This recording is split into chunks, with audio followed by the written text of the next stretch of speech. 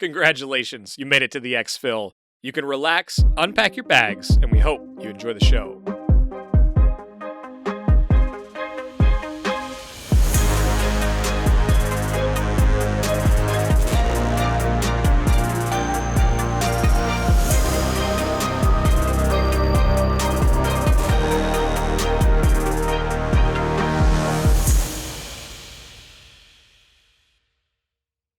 Hey there, Mike, aka MTB Trigger here, and with me as always is my co-host, Ronald, aka Eric. If you are brand new, welcome. This is an Escape from Tarkov podcast where we talk about all things EFT, and our goal is to get better at the game, and we hope you come along with us on that journey. We were gonna wait about 10 episodes to do what we're doing tonight, but honestly it just seems like the right time, especially following this insane drops event that's going on in Tarkov right now. He's back with a fresh pair of ostrich boots. He's here to goof around, but before we bring our guest in tonight, you guessed it, it's hideout keeping time. So, if you're looking to support the show, the best thing you can do, share it with a friend, share it with someone who's new to Tarkov, someone who's looking for help or for a community to get involved in. Let them know about the podcast, let them know about the Discord community. We're over 1,000 members strong now. Always groups forming. Second to that, like, comment, rate, star, whatever you can do on your app of choice. All of that helps us tremendously. And lastly, for those of you that directly support us on Patreon, or those of you looking for a way to directly support us, we are on Patreon. And lastly, if you're looking to find me, you can find me on Twitch a couple days a week starting at 1 p.m. Central. I'm also on Twitter and Instagram at MTBTrigger, and I also hang out in Discord a lot, so you can find me there as well. But we're flying through it quick this week, so Ronald, how are you, man? Let these folks know how they can get in touch with you, sir. Hey, what's up, everybody? You can always get in touch with me in Discord at the top of the list, right next to MTB. That's the best way to do it. Send me a DM. You can also follow me on the Twitters at Ronald Gaming. Outside of that, if you have something more formal you'd like to get to us, you can email the show at xpmedia2020@gmail.com. This week, I'd like to encourage everyone to go check out youtube.com/xpmedia now. We've got a lot of new stuff going up there in the next 15 days especially, so look for some stuff 2 weeks after you see this show. Also, we've got some new PUBG content going up. I have to mention that we've got the Winner Winner podcast going up where MTB interviews devs and other players in the PUBG space. And so we've got some really exciting stuff going up there. The first episode for season 3, we actually talked to the head of all of PUBG for North America. So I would go ahead and encourage everyone to check that out if PUBG is also one of your games. But tonight we need to get into this. Tonight we have a special guest, someone who last time tried to prove that this fake Illuminati exists, which was just a crazy, crazy rumor, which we were able to dispel quickly and take care of.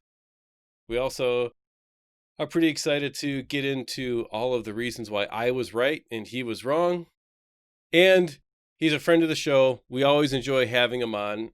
His channel, twitch.tv/GeeksEh, is the only place that you can see Sharkman do his thing. Our Budski from the north, Mr. GeeksEh. How are you doing, sir? Good. You know what I just realized while I was being silent for that whole time and listening to you ramble like you always do, is that you guys both have the same headsets. Does your Illuminati make it so that you both have to wear the same headsets, or is it just like it's just coincidence? I think someone's got a little headset jealousy. What do you think there, Trigger? I think he doesn't know that you're like, hey, what headset do you like? What's the best one? Thank you guys for having me. I'm really excited to come back. I really wanted to do this, and I started a meme in the channel calling Ronald a chicken, and everyone likes to spam the chicken emote when he comes in because he's a chicken. He doesn't want to come back and say, you know what, GeeksEh, you were right. I'm sorry. Apologies are always nice. We do that here in Canada a lot. So just a nice apology. We can start the whole podcast if you want like that. It's funny. You say Canadians apologize a lot, yet I'm seeing you do a lot of not apologizing. I'll apologize on a couple of things that I was wrong about, and that's one thing. And the rest of it, though, I need an apology for. Like a whole blanket of just I'm sorries. I love that you guys are doing your best to jump to the second segment of the show. Okay, anyways, go to the first segment. I'm about to rip his head off. Let's do this. Well, let's do this because you had some really exciting stuff go on this Geek. So let's get through our weeks first because I really do want to talk about the Yeah, for drops sure. event, and we'll dig into that a little bit more. So Eric, how was your week, man? Pretty good. I'm almost level 20, in the middle of level 19. Been getting a lot of task kind of progression done, and I have a new and just ridiculously embarrassing strategy for scavving on factory, and it's I want to talk about it because it's honestly, if you make fun of me, it's okay. I deserve to be made fun of for what I'm doing, but I basically, if I scav in, and it doesn't really matter where I scav in, it's more about which exfils I get. So if I get the office window exfil, I just go somewhere and wait until about 3 minutes left. 3? Uh-huh. Yep. So I'll walk around in the tunnels, and if someone comes down there, we'll get them. Otherwise, I basically just go and just kind of be silent for a little bit, because you usually get in with about 10 minutes left, and so I get down to about 3, maybe 4 minutes left. I creep up the steps up towards the office. I loot all of the carnage, and I have been getting out every time with about 3 to 400,000 worth of stuff. I'm sorry to interrupt, but it's funny you say this because my fourth video or third video ever in Tarkov was a strategy with factory. Oh, really? Yeah, no joke. I showed everyone where to hide on factory, because what I would do is in my version though, you didn't get 10 minutes. You got a lot more than that, right? So you got 20, 25 minutes, and the place where you go upstairs, you used to be able to go hide under there. So I told everyone, hide under those stairs, and I'd start editing videos and stuff. I'd have a stopwatch, and when there was 7 minutes left, I'd come out of my crawl space like a little rat that I was, and I would just get all the like you said, right? And because I was new, I was losing stuff constantly. It's a legit strategy. Sorry, I had to jump in there because it's funny because I have a YouTube video on that. No, this is actually funny too, though, because I've actually seen what I believe to be this strategy in play. Because I was in factory the other day, and when you see a player scav and you have this feeling like that person has something rare. I know they have something in their bag because they are checking every corner. If they hear movement, they run the other way. And there was 2 minutes left in this raid. I had killed 17 scabs, and I was just kind of picking through the loot, getting as much experience as I could. And I see this player scav, and he goes to the tunnels, and he runs through the tunnels, and I sprint to cut him off going to gate 0. And then he sprints back the other way. And I literally said on stream, I said, this guy has a flash drive or something. And then he sprints the other way. Then he comes up the ramp on the other side, goes through the coat room, and he comes sprinting across, and I kill him.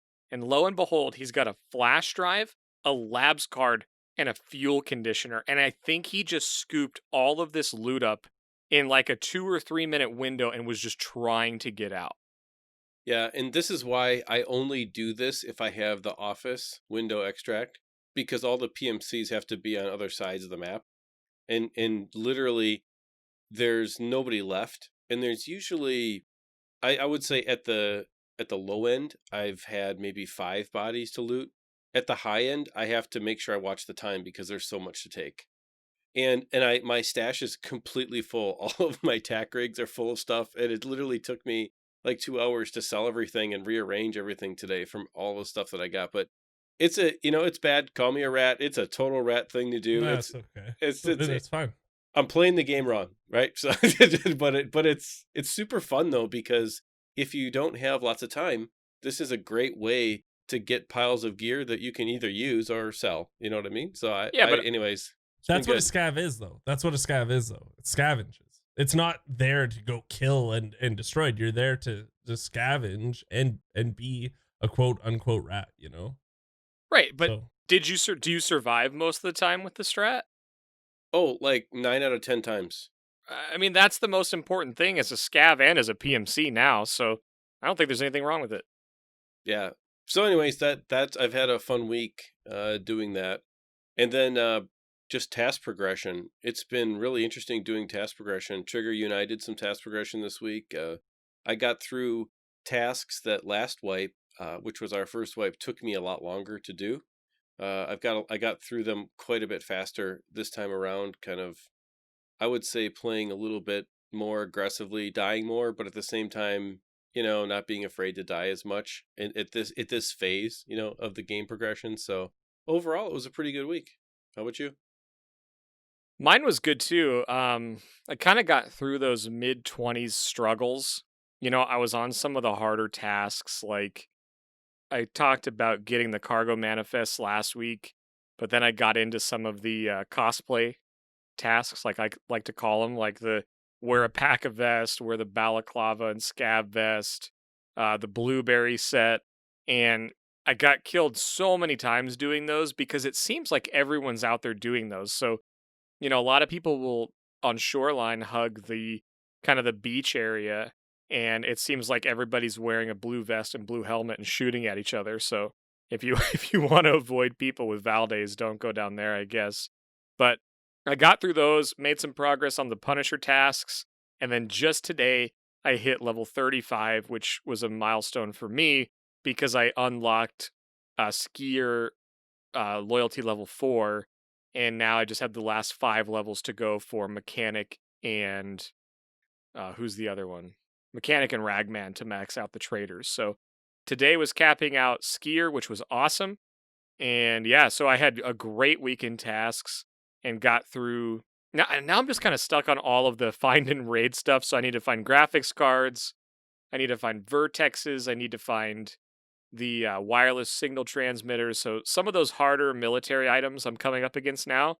And my avoiding of the reserve map is now haunting me from last wipe. So I think I'm going to be learning reserve coming up. So I'm excited for that. But that was pretty much all week, man. Just task progression. It was great. A lot of experience. But I think what I'm most excited to hear about, not only because I'm excited to be a part of it because I've gotten some really kind of good loot, but not like it was the last drops event. I'm not getting like weapons cases or 10 bitcoins. It's like I got a graphics card. I got 5 green gunpowders, and those are really valuable items to me right now. And I've seen people getting key tools and things like that, but Geek actually had drops enabled on his channel on day 1. So I really want to hear about this from you, man. Like, it seems so cool to see, like, your chat was exploding. There was a time when Pestily sent people over. How was that, dude? It was so cool to watch. So it was really great. I tweeted after the whole thing because I wanted to see what the experience was. But one thing I do want to point out is the fact that, like, before the drops came, I put out this tweet. It was like, EFT community before the drops. It's too early. It's too early. Why are we getting drops? And then when drops are on EFT community, I said, I've been here 20 minutes. Where are my drops? Like, why isn't it? You know what I mean? It's just like, it's so funny how it progressed so fast, right? Like, so it went really well. I'm really happy. As we all know, I don't know if actually, as we might not all know, the later on that the wipes, like this whole wipe thing goes, or the drop event goes, the better stuff gets. So the first day, I think the best people were getting were like factory keys. I think factory keys, I heard a whole bunch of people talking about getting factory keys, but a lot of people were like, hey, thanks for the 4-hour soap, bud. Or the, like, I had to message my artist in the middle of my stream, like 10 hours in, because everyone was getting splints, and then everyone was laughing about being like, hey, welcome to the Splint Club. So I was like, dude, I will pay you $50 right now if you can make me a Splint Club emote in the next 2 hours. And chat's like, yeah. So we got that all settled up. So now we have the Splint Club emote. It was just really fun. It was nice to have so many people. Like, I've never had that many people unless I got a host, but then it dropped right back down, right? Like, it would drop pretty significantly, but I was rocking about anywhere from 6,000 to 6,500 people on day 1. It was really well. It was really good. I'm super happy for all the new people. I got so many new people coming in saying they enjoyed the content, saying they were having a lot of fun. A lot of people saying how much of a chicken Ronald was. They're coming from your communities, and I was like, dude, so you know, you're right, totally. Totes my goats on that one, eh, buds? And I yeah, thought no. I thought you gave me a splint. That's what I thought happened. I thought, welcome to the Split Club, buds. yeah. I thought it was just me. I figured you saw me there and you're like, bro, this guy gets a splint. Yeah, it was really good though. Like the drop events, I think it's awesome. You know, so many people enjoy them. So many people really learn about the game through this way, you know, and a lot of streamers that might not have a big following might get recognized and get hosts from bigger people. It's kind of an odd way how they did it this time, but it was actually I like the way they did it this time. I'm not going to complain, you know. The last one I think was like what 5-6 days, I'm not sure, and then this one it's like 10 days, but every streamer has like only one day, so 24 hours, and then at the end, the last day, all the streamers have it. And I think I think we came up with like there's 300 streamers taking part in this. And you know, so that would be a lot of streamers, and I get why they did it like this. I think it was smart, you know. You know, hopefully if you do get the drops, you know, you kind of stream longer than normal. At least I did 24 hours just to I did it because I wanted the community to get the most out of it. Plus, you know, I had so many new friends coming over that I was like, oh, hey, buds, you know, like there's so many new buds in there. So I had a blast. It wasn't as hard. It was probably the best. I'm going to tell you this right now. It was probably the best 24 hours I've ever done. Not because, like, for sure, because I had so many people, it got me jacked and everything, but because I started at 2 a.m. So it started at 2 a.m. my time. So I did like the overnight part at the beginning. You know what I mean? So it was actually pretty easy because usually the worst part of 24 is like going from like 2 a.m. to like 6 a.m. until you end at 9, say. But because I started at 2 a.m., I ended at 2 a.m. So it was pretty nice. Plus, I was playing with my buddy Finest XI and Jesse Kazam most of the time. Jesse had the drops too. So like Finest was with me most of the day. And then the last 12 hours, Jesse was with me. And he was there till the end too. And we were just having a blast. And did you guys have any like amazing raids during the event? We had a couple of bangers for sure. We had a couple of like definitely, you know, I'm not a person to get like 8 kills around, you know, but like combined we might get 4 or 5. But what really gets me excited is like when you play really well. Like that gets me jacked, right? Like there was a time when we were going towards power. And I really like spawning around power and interchange, actually, because I know there's going to be a lot of fighting, right? So I kind of figure out what side I'm coming on, and I play a little differently from each side, but I know there's going to be fights. And I think we did down, I think, a 3-man and then a 2-man. And it was just like how we communicated got me like, I was like, wow, that's what this game is about. It's not about going in there and like mowing down 5 people or something. Like where this game shines is like, you knowing the map, like I always say, you knowing the map better than someone else, you predicting what they're going to do, and you communicating with your teammates saying, you know, I'm going to do this, you know, you kind of go over here and I'm sure we can pinch at him or just force him out of his little hidey hole, you know?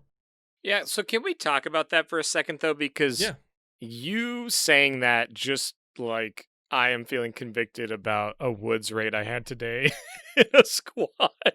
And we were owning in the lumber camp, and then we got pinched. I was running with 2 guys, and we got pinched on either side of the lumber camp, okay? And we got so split up that at one point I literally just had to go hide on the coast because I couldn't effectively figure out where my team was, and there's shooting going on everywhere. We're killing people left and right. I had to let 2 guys go because I didn't know if it was my team. And when you talk about the comms, the communication, and knowing the map, like Power Station, I've also had bad communication issues on. I actually talked about it last week. We were talking about a duos event that I had where I didn't know how to communicate it. So how do you, manage having, thousands of people in your stream, and you have a high engagement in your stream and it's fun and there's memes going on. But then how do you manage like communicating and what's important to you when you're playing with somebody else? Because I think this is a real challenge. I experience it all the time. But how do you get through that? How do you communicate? What's important to you when you're playing with somebody? the first thing is I usually don't play more with than like I usually have one buddy. You know what I mean? And I like that person is usually another streamer or someone that plays like a mod and they know the game quite a bit. So I can, we know what we're doing or we know the call outs enough to be like, I'm at this and you can kind of get a gist. But I'm not perfect at it. Like there's so many times if you watch me, I'll be like, he's over there, like he's over to the left, he's over, by the what's it called? And it just does that sometimes. And I die a ton from looking at chat, and I won't get mad at myself because I'm there for chat first, game second, but like it just happens. But when things are on, you just kind of have to recoup. You have to be like, I'm here and I'm staying right here. Or if you're playing like, and that's why, I think playing with more than two people is sometimes more of a negative than it is a positive. Unless you're all very familiar with each other, you're very, you guys are kind of more veteran players, or, you don't care. If you don't care, you don't care. But, some things we would do is like, oh, we all have tri-zips. So at least that narrows something. Because I don't like the armbands. I don't know about you guys, but I'm not a huge fan of the armbands. So you could be like, if people want to go play with like a 3-man or a 2-man, or if you guys want to try to figure something out, we all wear the same backpacks, or we all wear the same backpack, the same helmet, 6B47 or whatever, and a tri-zip. Those are our helmets and backpacks. We're always gonna have those on, or the scav backpack or the day back, something so that it's like I see that person, they're not wearing that person, like they're wearing the penis helmet and not the other helmet. That's a bad guy. It's stuff like that that's easier to tell than an armband right away. You know what I mean? Especially like scav backpacks. I like them, but I like the Barracuda or whatever. And the new day backpack is awesome. Yeah, black one. Yep. But the scav backpack has that red pouch on the back. So it's kind of, it's saying to shoot me here, right? Yeah. So that's what it's about though. It's like no one's perfect. You're going to make mistakes. And if you're in a 4-man or a 5-man, just like, hey, good luck. That's tough. Yeah, we've got some guys that do it in the Exfil podcast community, and they run it all the time, and they're all about it, and they've got tight comms, and it's cool to watch, right? A couple of them stream, but you're right, it can be a disadvantage for sure. Speaking of the armbands though, one of my favorite things to do is just slap white armbands on all the time, because that way if you get killed and when the other person comes to loot you, they're gonna think you're part of a team. Oh, for sure. The psycho. It's all about that psycho. Gotta get that gear back. Even if they kill you, you're still in their mind. You know what I mean? Exactly. You're still mind. They're wondering where he's at. Yeah. So I love that though. Back to the drops event. It sounds like it was great. I'm hopeful that you had a bunch of new followers, subs. I mean, it just seems like the community shows up for these events, and it's really cool. Did anything like surprise you this time around? I know you've been involved in them before. Was this one, you mentioned that this one was kind of different and unique and you know why they did it, but anything surprising happen related to it? I definitely got bigger numbers than I have in all of the last one. Like I've like I said, it's the biggest because only certain people had the drop. So it wasn't like last time it was like, I don't know, like maybe 100 people, a little less, right? But it's every day and everyone's, going for the top spot and everything. And, where this one, it's like 30 people a day only have it. Right. And, you just hope you get some sort of host or something from someone else to like bump you a little bit and get going. And, I was lucky enough to just, at the beginning, I got a lot of people in there and then I got a nice host from, Dottie Hack and, it just snowballed. Right. And it was really good. Nothing but happy and super humbled about it. A lot of people saying, "Oh, dude, you're the YouTube guy. I love you, man. I love you. I use your guides all the time." I was like, "Thank you." Like I love hearing that. I love hearing that. So it was really good, man. It was. I think they did the drops event awesome. We can argue whether or not it was too early, but I think looking at the things they're giving, it not being fined in raid, I think it's fine. I don't think it's really skewing the landscape as it did last time. Because last time it was like, here's a slick vest. Here's another slick vest. Here's 10 bitcoins. Enjoy. You know what I mean? This time it's like, here's a Tic Tac maybe. Here's some soap. Here's some graphics cards. Here's some corrugated Bayonet. hoses. Stuff you somewhat need. But nothing OP at least. Well, and the other thing too is none of it was find and raid, right? So Yes, you're either that was a big using thing. it or selling it to a trader, Mhm. which I thought was obviously a good last minute decision. They had to clarify that after they tweeted out when the drops were starting. And that kind of leads into what we wanted to talk about anyway, was a follow-up on you and Ronald's predictions related to find and raid. And you guys kind of alluded to it at the top of the show, and I don't want people to wait too long because we've talked a lot about the find and raid. We've all talked quite a bit offline, and I think we've all had very different experiences than we had originally predicted. But I guess what I'm what I'm hopeful to do here is talk about some of the stuff that you guys predicted, and then maybe we can talk back and forth on whether it's actually been experienced that way or what we've seen or what we've heard, because I think this has been a super interesting change. And now that people have had a couple weeks to figure it out, I hear comments like, this is great for the long term of the game. It was challenging, but now I've kind of got it figured out. People are playing different.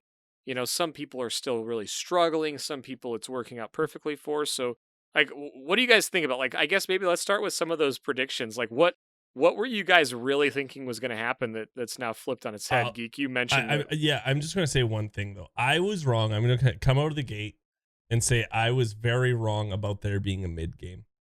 I was so wrong about that. And I did not expect that.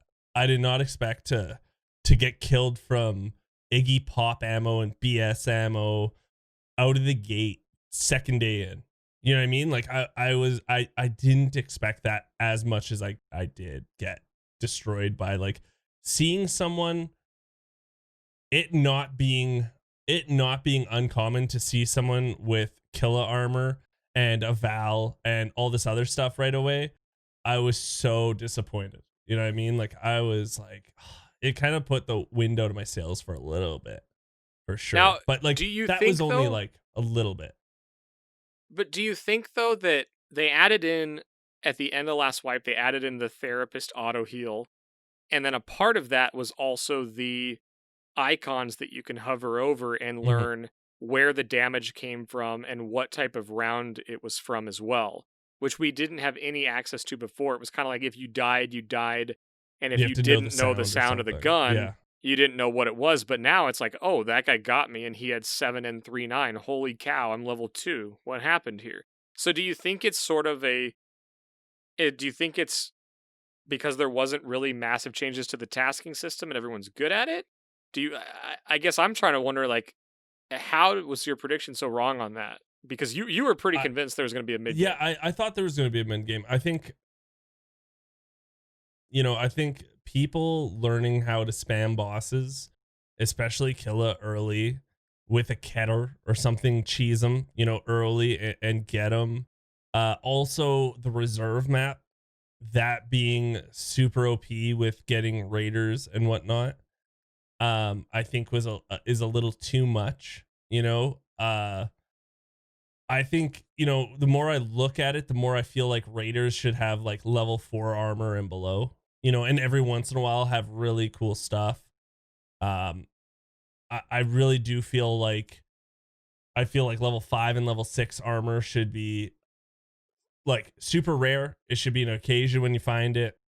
I feel like same thing with the ammo types. Like it's just everything was a little too plentiful. Especially, I think the big thing was everyone knew how to either A, spam Killa, or B, knew how to spam reserve. Because I barely played reserve this whole wipe. I barely played it. I'm not a huge fan of that map, but like you can find so much good ammo. You can go kill the raiders on that map, and it's once you get an RR, say you're lucky enough to get an RR, you're just laughing because you have an easy extract out of there always, right? How do you feel, Ronald, about the did you notice how it was just like, I know you didn't play much as early on, as I did say, but did you notice right away how much, people had like really good stuff right away? Not really. No? I would say the one of the things that has not developed that I think I was wrong about to a certain extent was scarcity on the flea market being something that really affects the gameplay. Mhm. And I guess I don't know how that's going to play out in a couple of months, but I haven't really had any situation where the flea market didn't have what I wanted that was not something weird, like a weird gun part or something, that's not unlocked or very widely available. But because of the find and raid changes to the questing system, the way that's all developed, it's like it's made the flea market used differently. And so I would say that was, that's one thing that's kind of worked out differently than what I was thinking. I would say the biggest thing that I've noticed is that at level 10, when you do unlock the flea market, the game becomes really easy. It's like the 1 to 10 grind for me was really not fun. And I talked about this 3 episodes ago in the controversial show that we had, but I took a pretty hard stance for the kind of casual 3 to 5 hour a week player, because I think that they had a good chance of enjoying the game before, and now they don't. And so I think that some of the changes with the guns and the ammo and whatever that was found, I personally didn't really feel any disadvantage because of that. I felt like I could still be effective with whatever my scav had, whatever I found, even up till today, right? I now have enough money and resources that I like what I like at this point. But I still think that the biggest negative that they did was the 1 to 10 grind is really just it's not good. It's bad game design, and the flea market gets unlocked and it's like all of a sudden the game is just incredibly easy. And it doesn't make any sense. There's no wind up in progression. There's no wind up in Why difficulty. why do you think it becomes easy though? What do you mean it becomes easy? Because like all of a sudden you can get the things that you need that you can't get. Like my biggest example was having to heal and not being able to find like enough resources to get my med station leveled up. So I'm buying stuff from therapists and I'm always broke, right? And so I'm buying cheeses to trying to heal because I can't afford to do the after raid heal because it drains all my currency because you die or whatever so much. And I it's too much. It's too much for a new player, I guess is my point. I was looking at it through the lens of a new player. And so I still think for sure. I still think that part of the game, there, and I know all the other arguments about Tarkov being hardcore, all that stuff is great, but at the end of the day, you have to have casual players to fund the game. That's just kind of how any game works, and so they have to do something about that. So of all the predictions, I would say that I was wrong about the scarcity. That hasn't planned out exactly the way that I thought it would, but the 1 to 10 grind was something I wasn't convinced was going to be as big of a deal as it ended up being, I guess.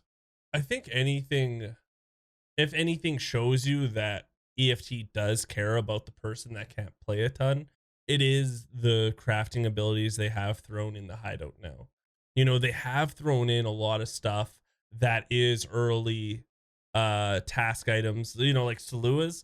I was just crafting Saluas to get mine. I didn't even find them in raid. Like I just crafted them. Like the big thing I had to find was just fuel. And then I could craft Saluas with everything, just buying it from therapist. You know what I mean? So like, but it's the problem of even getting to that point. You know what I mean? And it's a time played thing. It's for sure. You know what I mean? So like so I knew that, but someone else might not know that I can craft Right. Med Station 1. And I definitely do get that with like I think this was the hardest wipe for me. Like I was successful for sure. I did really well this wipe. I'm happy where I am. I had some banger raids, but I also had some like let's start with desync. Desync was a huge issue. I think the game's running super smooth. I think there's no stutters. I'm not having stutters, but instead I'm like, I thought I was behind that wall. Like, okay. So you kind of traded one for the other. Um, I just don't remember seeing so much. Like, I have to tell you, I was down on myself the second or third day when I was watching people post on Twitter, like they're like level 40, survival rate 93%. I only died because of desync, not like that kind of, but you know what I mean? Like, I played a lot, and I like, I always tell people I'm not the best at this game, definitely, but I'm very knowledgeable in it. And I was doing well. I was playing a lot. I was really giving her, but I was just like, I think with the last drops event, it brought so many more people to this game, and it brought so many good people to this game also, right? Like, it brought a lot of talented, just like hardcore players that want to play all the time. And yeah, it was nuts and very disheartening until I was like, yeah, that's not who I am. I had to remember, I'm not that guy. You know what I mean? Like, yeah. So I've heard from both of you, like, so Geek, you kind of struggled, and if I'm reading between the lines, maybe you thought you weren't going to struggle as much. And then Eric, you kind of struggled in a different way, but then you hit level 10, and I also kind of got focused on that easy term. I guess one of the things that I'll throw in there is that in the mid game, one of the things I've noticed, right, the find and raid change has made things that are used in the hideout very interesting. So things that were not valuable at all last raid or last wipe, now have a ton of value, like saline solution. The one that I just ran into was you need 5 cans of Shistrillo. And when I looked today, there was 2 of them up on the flea market, and they were 100K. And last wipe, you would see them for like 8K, right? So the hideout items have become very valuable on the flea market, and it sort of switched from the task items. And to your point, Geek, they put a lot of task-related items able to be crafted, which is kind of cool. So I kind of want to dig in just a little bit to the way you guys felt early on, because I think it might be worth exploring why. Because you guys said you struggled and then it got easy. And I think I want to hear about those transitions, because you both went from struggle to feeling good about where you were. And I want to talk about that specific point. So I didn't think it was going to be a breeze for me, and I didn't think it was going to be easy. That's not where my struggle came from. My struggle came from, I love right after wipe, because everyone's using SKSs,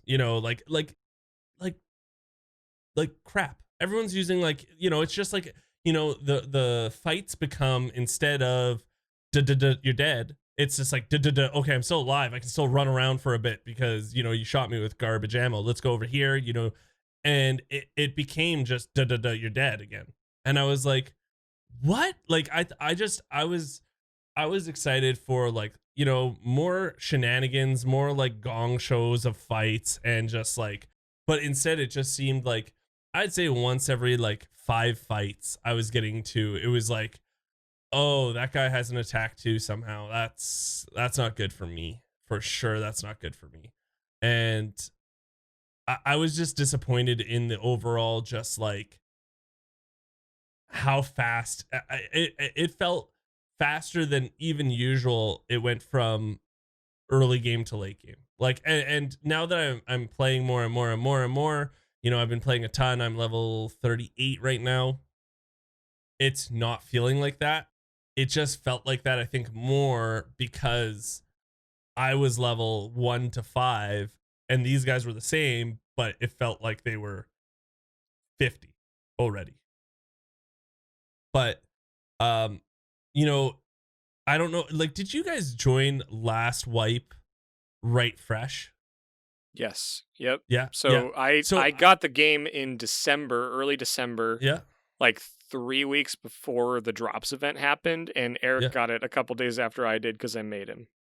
But when did the wipe happen last time? Did it happen? It was right around Christmas. Right around Christmas. It was October. Yes, it was October 27th. Yeah. So we were what, 6 weeks, Eric? Something like that. 6 weeks in. So what I'm noticing actually with the flea market now is a couple of things. I'm noticing Weapon parts are very expensive. Like I just finished the gunsmith tasks, and because you need a certain part for a gun, but it doesn't unlock until you do this gunsmith task, you're now at the sway of, I just paid like I think like 400,000 for like an MK12. Like I was like, what? So like that just screwed me. I was like, okay, well I'm gonna do it so I can do it, I guess. And thankfully I found a weapons case in marked room, and I was like, oh, 2 million for a weapons case? Yeah, here, I'll sell that ASAP. I don't need that right now. Like it's crazy. But what I am noticing, I feel like I'm noticing, and I've talked to Veritas about this, and he feels the opposite about some things, and I agree.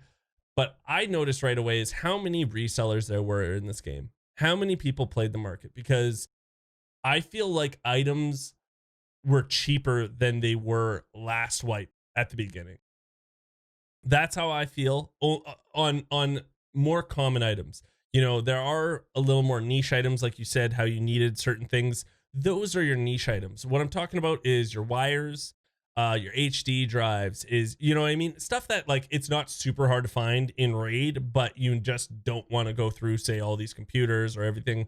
I felt like it, like, also because you could craft them too, which was a big thing. So people were selling them, and Ronald, you hit this, that you never have an issue finding anything. I know you were kind of worried about maybe like the scarcity of everything, but there isn't really, except for a couple of weapon parts, there's not much scarcity in resources, I don't feel like. You're still getting good bang for your buck on everything. Like usually wires at the beginning were about 25, 20, and then now they're about 15, 13 now. HD drives just totally tanked. Today I saw them at 10,000, and it's a banger trade. Two of those, once you get the ice cream cone done, you can trade for a 60 rounder. It's such a good trade, when before those were, and I really do feel like it really, I felt like, and this is just me and my opinion, I could be wrong, is I feel like it just showed me how many people just played the market. You know what I mean? Like it really does show me how many people just took things, flipped them, and that's how they got their money. Yeah, I think a lot of people played the market. I mean, including myself, that was a big part of my game, which is different now than it used to be. Playing the market now is, like I said, is very, very different, almost non-existent for a lot of the ways that people did it the last time around, especially with the drops not being find and raid. I actually think it kind of devalues that whole experience quite a bit for most of the people.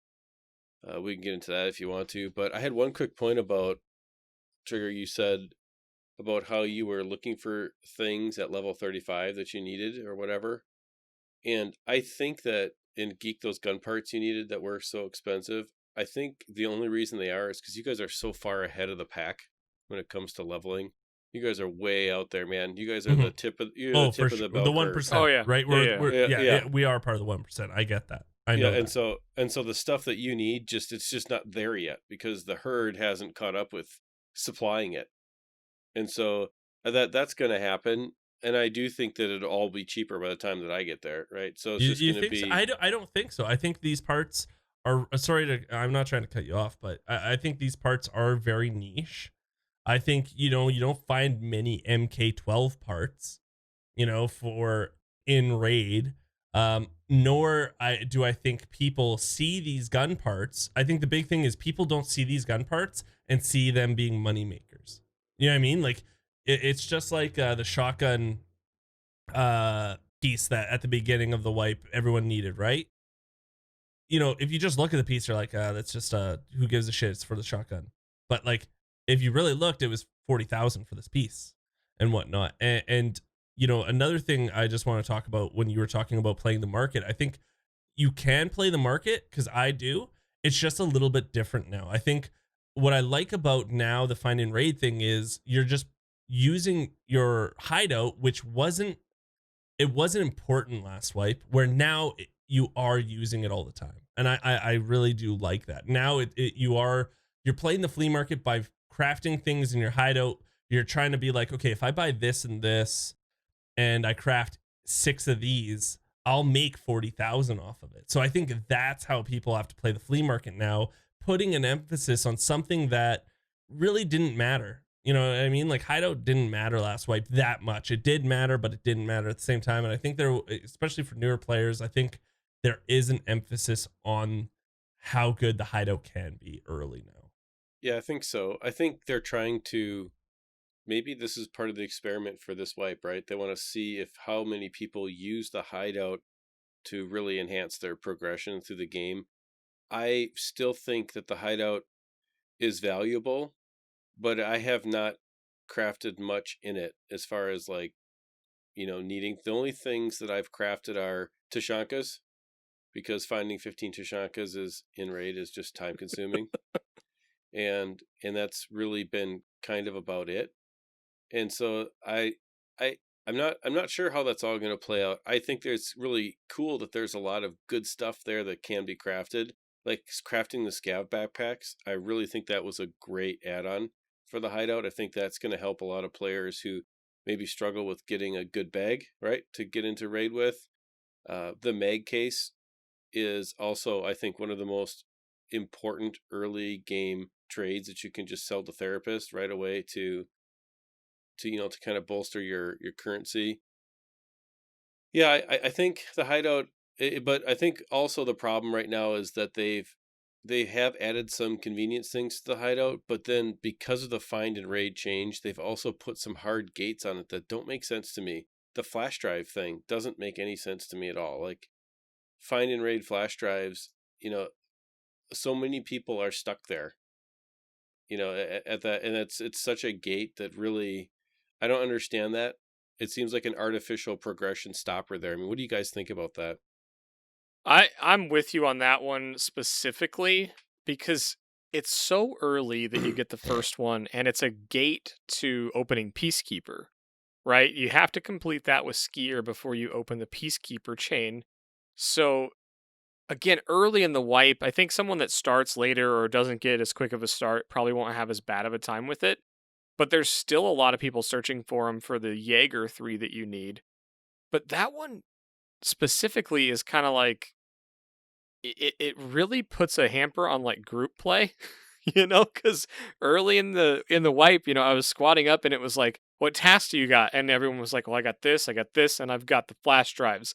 And then everyone just collectively sighs because if a flash drive is found, like everyone was, kind of It's freaking finders about. keepers. It's finders keepers. I agree with that, yeah, but it's still it's going to cause problems, right? Yeah. And it was before they buffed the spawn rate of them, which they had to do. So it's like, I think Battlestate's aware of some of the things they created and maybe not aware of some of the other ones. And it's cool to see them knee jerk and try to fix some of it. But this one in particular is like, man, it's just kind of brutal that you lock an entire trader progression behind one task that is, honestly, it's pretty challenging. And I don't know. I'm kind of with you on that, Eric. It seems arbitrary why it's there, or maybe it's too early. I don't know. The problem with those tasks it's just RNG. You know what I mean? Like it's totally random. Like it's just like, do you find them or do you not? And the fact like Intelligence Center level 2 is when you can craft what's called flash drives, right? That's when you can craft them. And that's so far into That's so far. I don't even have that into yet. the hideout. Yeah, I just got that recently, like a couple of days ago, and I play this for a living, so it's ridiculous how far it is, right? So I think that should be level 1 Intelligence Center. I think first things first, if I could recommend it. I think them, but again, them, you being able to now craft 3M armor, it's awesome. That's a task that a lot of people get stuck on, is the 3M armor one. That's a huge one.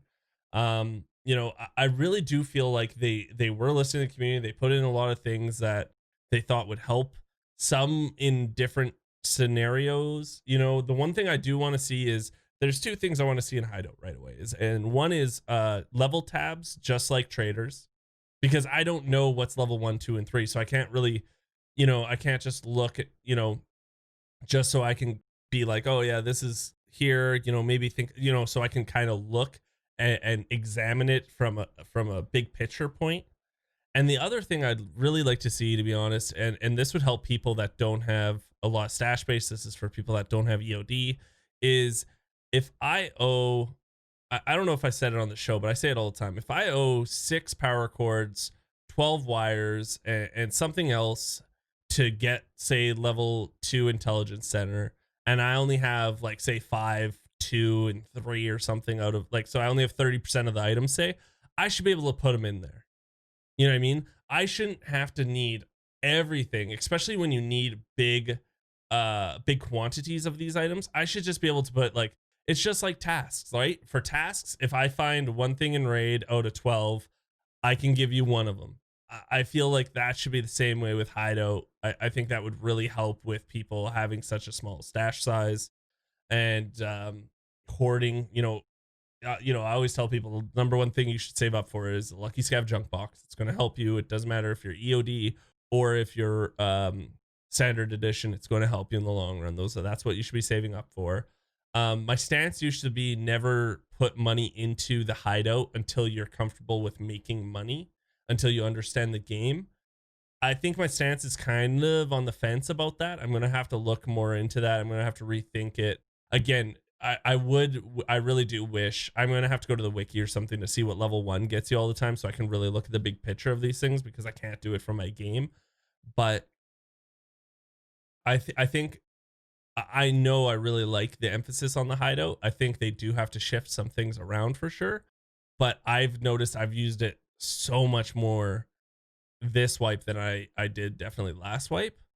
And I'm really excited. I'm there, like I can do it, but it's really expensive, but I'm close to getting my scav, a lucky scav case done. Yeah. So I'm kind of excited to gamble, because it'll be true gambles, right? It'll be truly exciting and fun. But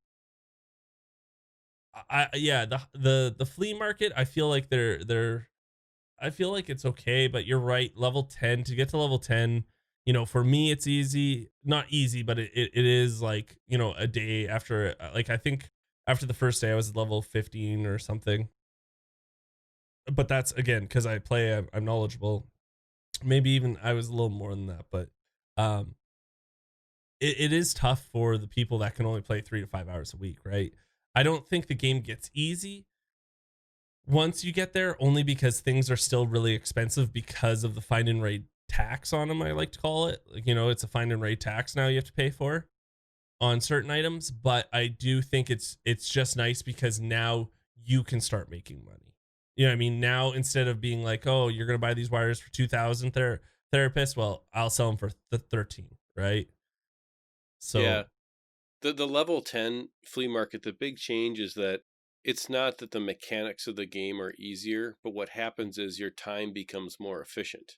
mhm. And for the casual player, that is the number one buff that you get at level 10. It's just that your time is more efficient for what you're doing, for the amount of money and currency that you're generating. I guess I think that having tasks that are easier and having tasks that are very doable in the beginning, in the early part of the game, does nothing to take away from the late game. And I think if the people that are kind of in your guys' camp and even higher, like I've saw one streamer who's level 68. I mean, that guy has done nothing but play Tarkov, right? So Level 6. You saw someone level This Ghost 6 Freak, dude. Ghost Freak's level 68. Yep. So when I saw that, I was like, bro, we're what, 4 weeks in now, and you're level 68. That's some minutes he's putting on Tarkov. So I don't see how that group of people, and I'm not including you guys, but I'm just saying there's a group of people that are that player that were very vocal about the find and raid gamma, the hatchet runners, the early game stuff like this, and helping the casual players get through level 10 does nothing to take away from their experience at level 68.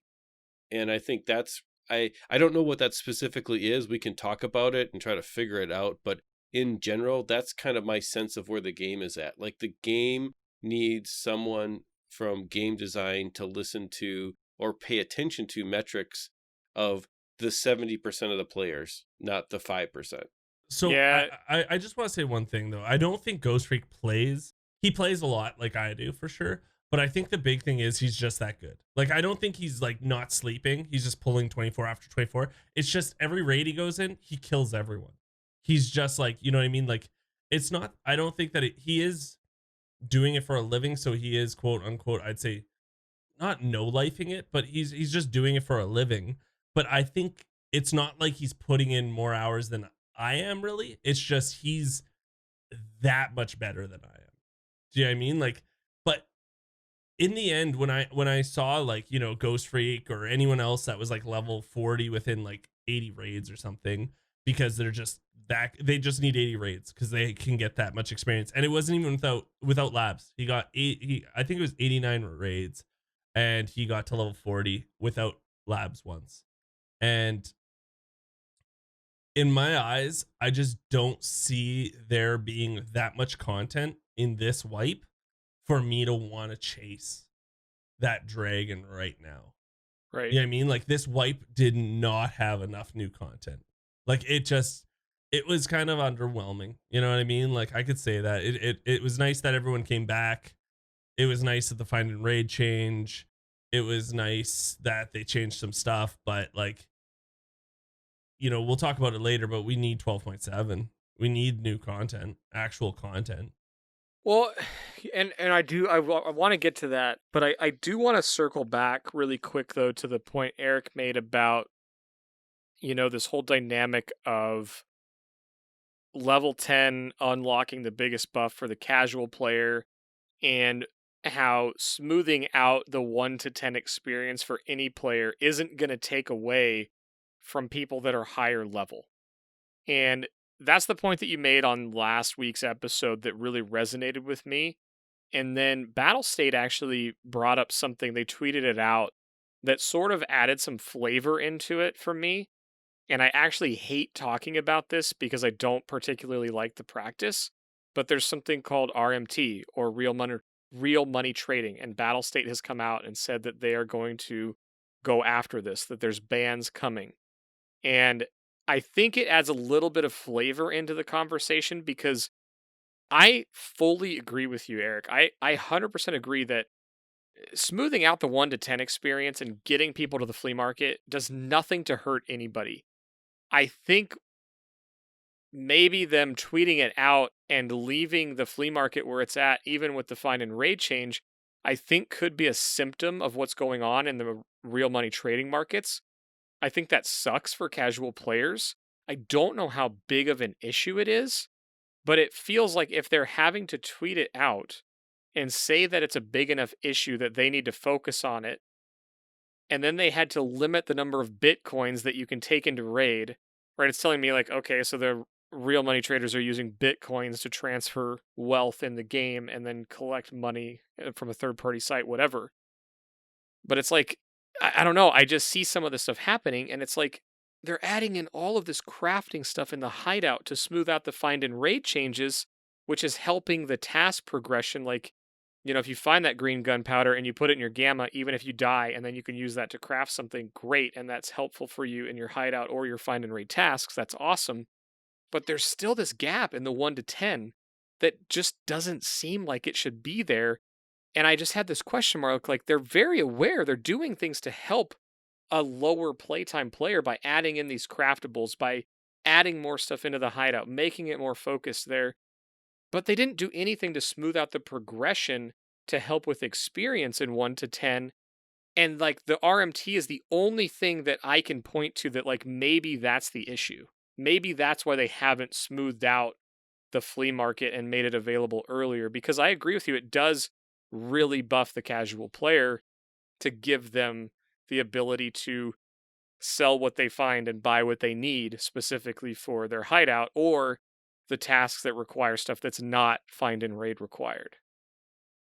Well, you know, okay, so when they started this, it was level 15. Imagine how mad people would be if it was still 15, right? Like that would be ridiculous. So, okay, they put it to level 10, and it is, I think, because of real money traders, and that is one of the things, it is for the real money traders, I think, is one of the big things. And I also think it's, I can't quote why it is, but I think it is. I think it is, right? But in my head, real money traders are probably using cheats anyways. I've already heard stories about people getting real money traders, and all they do is they give you the thing, and then they give you a bonus of them going through the entire map and just killing everyone because they're cheating. I've already heard stuff like that, right? So the fact that they're trying to do it, so because BattlEye, it takes a while for that account to get you on the cheats, I'm guessing is the reason they're trying to longevity the playtime to get to the flea market so that they can get to you. But I don't think this is the best deterrent. I really don't. I think, in my head, I don't think it should be a level. I think it should be tasks. So, like, this is your 1 to 2 maps you have. Finish this one task. Okay, the next map unlocks for you, and then the next map unlocks for you, and then eventually you unlock all the maps, and then you do like the flea market task, and then that unlocks for you. And they're not crazy tasks, right? They're just like you learning the maps, you going to this map and just trying it out. Or maybe it isn't all maps are locked, but maybe it's just tasks instead for the hideout or for the flea market. So once you complete the 3M task, okay, here's the flea market, it's unlocked for you. But I think real money trading is, I think, a bigger issue that we don't realize, because I can tell you guys right now, at least twice a week I get an email. It doesn't matter if I block them or not, they always change it, from a certain site, and they always say, we're looking to sponsor you. All you have to do is plug our website for real money, for like rubles for money. And it doesn't matter how many times you email them back telling them to go F themselves or whatever. Now, actually, just a little inside baseball on this one, little inside baseball. So they're not getting any responses from us, right? Like no, if I'm telling you guys right now, if you see a video on YouTube now that the content creator themselves saying, hey, this video was sponsored by so and so, you can go get, just think about what that person's integrity, like, they're ruining the game, they're sponsoring to ruin the game. But now what they're doing, though, now you can't, like, unless they say it themselves, I just want to let you guys know what they're doing now is they're buying ads with Google. So they're playing before your Escape from Tarkov videos. That's crazy. So they're loopholing it. So now you have to go to your AdSense, you have to block their ads from being in your AdSense. But like, that's how shifty they are, right? Like, that's how much they probably make more money than we even know. Honestly, they do. And BSG did talk about how they're going to have cell phone 2-step authorization with the cell phone now soon. Well, they're looking into it, like COD did it. And yeah, PUBG went to that too. Like, to play ranked mode, you have to use your cell phone to verify. Yep. They just did that? Really? Yep. So, the Illuminati wants to come out and say, oh, they don't care about cheaters. They want cheaters because then they have to buy another copy. They don't want them in their game, because everyone knows, if you played this game a year ago before BattlEye, it was ridiculous. Like, so many people were just not having a fun time because of how many cheaters were rampant. It was so obvious, and they want them out, guys. They want them out. I don't care who you are. If you actually think they want their to get the quick, easy copies right now sold, like, they haven't worked on this game that long to just, like. No, and I want Eric, I want to hear your feedback on the RMT piece and to see if it fits into your kind of thought process on this, but I want to plug this really quick. And it's not even a plug, I'll just summarize it. But on the Winter Winter podcast that Eric talked about for PUBG, right, we interviewed the developers and I asked them directly about cheating. And they both were just like, no, dude, it's just a conspiracy. Like, cheating doesn't, like, people getting banned and then buying another copy, like, they go find like ridiculously inexpensive copies from some random, you know, site, or they find some way to buy like a Latin American key that's really cheap for some reason, and it doesn't make any money. They spend so much more money fighting cheats than they actually do make from them buying a new account. Like, they don't make any revenue from it, and it's like they just want to work on the game, man. And I'm sure it's the same with Tarkov. So, I mean, if you're really curious how a developer feels about cheating, we can get you the timestamps on that. You can go listen to it from, probably the game that bans more users on Steam than any other game. But anyway, that's an aside. I was hopeful. Eric, what do you think on this whole thing? Well, obviously, I don't want people to be cheating in the game. I think that's pretty lame. I think that they are driving the demand for the RMT, though, with the design of the game. And if the game, I think, with the find and raid changes, I initially was very worried about them. I still don't like a couple of the things that go on, but I'll say this. I think that if the flea market was available level 1, there would be a lot less demand for real money traders in Tarkov. And I think that if there was a way to have logical progression where the task system taught you how to play the game instead of just threw you on customs and said go kill people, if it taught you, what different guns did through tasks, if it taught you the maps and how to get to the exfils through tasks, those kinds of things, a lot of MMOs have those built into them, right? Because the whole goal is to get the person hooked on playing the game. So the first part of the game, whether it's designated as an official tutorial or not, is always a tutorial on how to play the game, right? If they had something like that and the flea market was available at level 1 so that your currency wouldn't be so really stretched and really, really hard to come by. Because the thing is, you have the traders, yes, but you're selling things to the traders for oftentimes like a third to 20% of what you can sell it on the flea market, even after you pay your deposit. And that's what makes that whole system just so ridiculously punishing. I still don't understand the find and raid gamma choice. And before you yell at me about hatchet runners and all that stuff, I just don't agree, right? I don't agree that hatchet runners ruin the game, and it is what it is. It's my opinion. I think it doesn't ruin anything except for the top 1% of Chads who are pissed that they can't have someone to shoot that shoots back, and I don't feel bad for them at all. I don't think there's anything wrong with that gameplay style, and I just don't. I don't think it does anything negative, and we've already talked about that literally on Exfil for like 7 hours. So if you want to get into more of that, listen to the last 4 shows. do you think I would like you to think about, do you actually think that level 9 and under players are the RMT main source of income? I don't think so. I don't think that at all. I think I think that level 9 and under players, I think there's two main groups. Okay. Mm-hmm. Level 9 and under people who are stuck at like level 4 and have no idea what's going on, and they're out of money. They maybe don't know that you can go get the welfare AK. They don't know how the game works, right?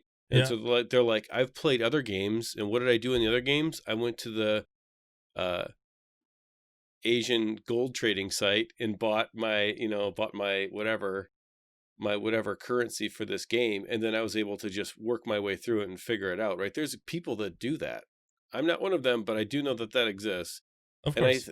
I think there's another entire group of people who are like somewhere in their mid to late 20s who want to, and I'm just going to be very blunt here, they want to be the streamers and don't have the talent for it. And so they go to the real money trading system because they have to fund their kind of treadmill to try to keep up with something that they can never be or can't get to.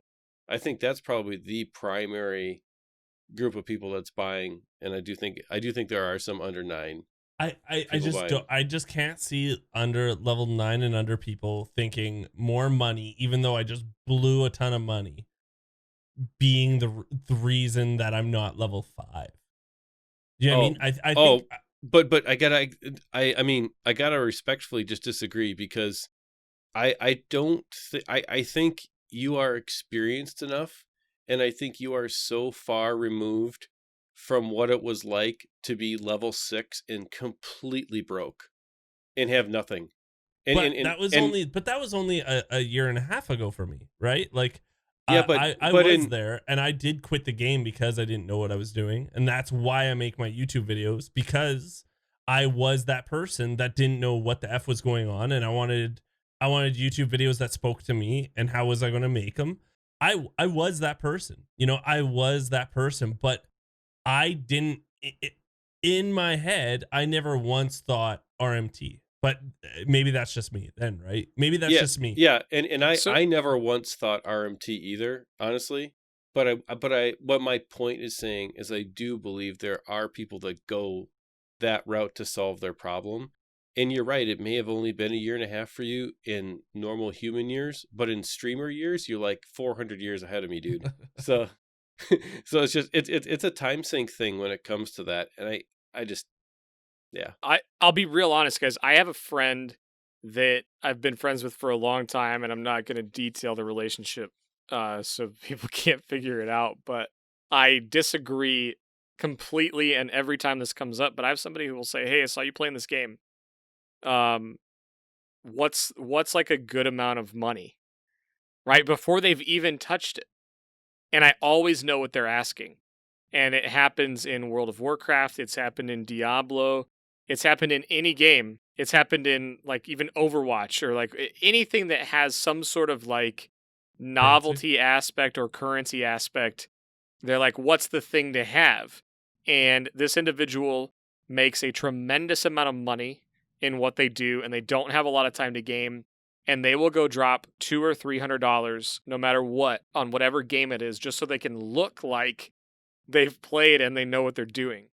And they have like maybe 5 to 10 hours to play, and they're very good at games, but they don't have a ton of time to play. So that's how they level that gap, is they look like they play all the time because they spend money. So I know somebody that does this, and I hate it.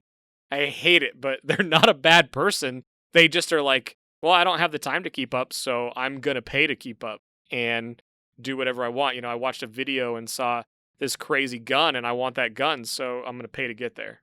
Yeah, but think of it like this, though. The entire mobile gaming market is based on this. Correct. The entire free-to-play model is farm the whales, right? And we don't play those games in general because those aren't fun for people who really like games, because we like the challenge of getting better, and that we like the satisfaction of achieving the next level without cheating, right? But that's a choice that you make. And I think that it doesn't matter what the game is. There's people, there's a market for it, obviously, otherwise they wouldn't do it, How about, throwing this out there, how about if up until level 10, you could get XP boosts for Tarkov? Just like World of Warcraft, where if you're offline for a certain amount of time, you get an XP boost for up until level 10. Like I said, up until you hit the flea market. So if you didn't play for 2 days or something, you're guaranteed 2 times XP for the next 4 hours or something, right? Like I think that would help the people that can only play 3 to 5 hours out. I don't think so, though, because it doesn't teach them how to play the game. I think the game has a design problem. But RMT doesn't. No, well, obviously, because they even said they're going to start a tutorial. Like they're going to have a tutorial soon. They're doing that. I think the game is so behind on a lot of things, and that's what I love that because people go to my YouTube for it, right? Like, I love that they don't have a tutorial. Thank you, because now my tutorial video does well, right? But I think they need it in the game. It's not like I don't want it in the game because of my views. I know we need it in the game, and I think they know that too. But this game, unfortunately, is kind of like World of Warcraft, not as much, because World of Warcraft has so many more developers, has so much more time, but you have to study it if you want to become good. That's the only way in this game. And you know what I mean? Like, no one has that time to read the wiki and figure stuff out like that. Well, the other problem is that when they go persistent and when they don't have wipe cycles, if they choose to go that direction, the game needs the design and progression can't be like this. It won't work, because you did make a great point, Geek, last time on the show, where 4 weeks in you're bored, and I mean, you represent a certain degree, a certain group of gamers, just like I represent a certain group of gamers, and that's okay. We're both right about that, right? So I mean, they shouldn't have it so that 4 weeks in, the casual gamer is level 7 or level 6, and you're level 45. I mean, that's bad game design. There's got to be something in the middle there. I don't think. Listen, I don't think it's level wise that it should be level 7 and 45. I don't think it should be the levels that is the huge thing. I think what we need to get down onto brass tacks about is what I was talking about before, and that is it's too easy to farm these raiders. It's too easy to farm Killer. They nerf Killer. You know, sometimes he doesn't even have armor anymore now, or it's crappy, or it's like level 4 armor. A lot of times he doesn't have Iggy Pop now, or Ignolock. Sorry, I call it Iggy Pop ammo. You know, like I these are the changes we need. We don't need, I don't think, the leveling system. I think what we need change is things need to become so much more rare. Like the Reap-IR, you can't find it in raid anymore. Well, awesome. I am so happy for this. I'm kind of at the point of, like, if you can't find it in raid, why have it in the game then? You know what I mean? Like, why is it even in the game then if it's so many people are disliking it? Because 4 days in, I died from a reap. I knew I died from a reap. You know, when you play like a nighttime map on woods and you're like, okay, you know, the only way you got me here was a reap or a flare here, buds. And what's the point of having these items in the game? You know what I mean? Or make it, like I said before, make it like so rare it's like the T7. The T7, it's like 10 million or 15 million rubles or whatever it is. Make these things that rare, because they want to put in like the EOTech Reap-IR version. So like, I don't know if you play Call of Duty, so you know the one that's like, you know what I mean? It's like a PK06 version, but a little bigger, right? Like, why do you want to put these things in that the community's complained about? But anyways, that's neither here nor there. What I want to complain about right now is, I just think ammo up until, you know, above probably BT for 545, say, above M80, above, you know, like probably PS 762. Like, I want to see scarcity. I want to see those gong show of a fights where you can survive longer than a second, longer than 4 days. You know what I mean? Like, I really think the issue with the game right now is how once you start steamrolling, you can just go to labs and start steamrolling again. And then you can go to reserve and start steamrolling and getting stuff again. And yep. Yep. And do you think, like, I think the game is in a sweet spot where there's like level 4 armor. It seems to me like it's pretty fair.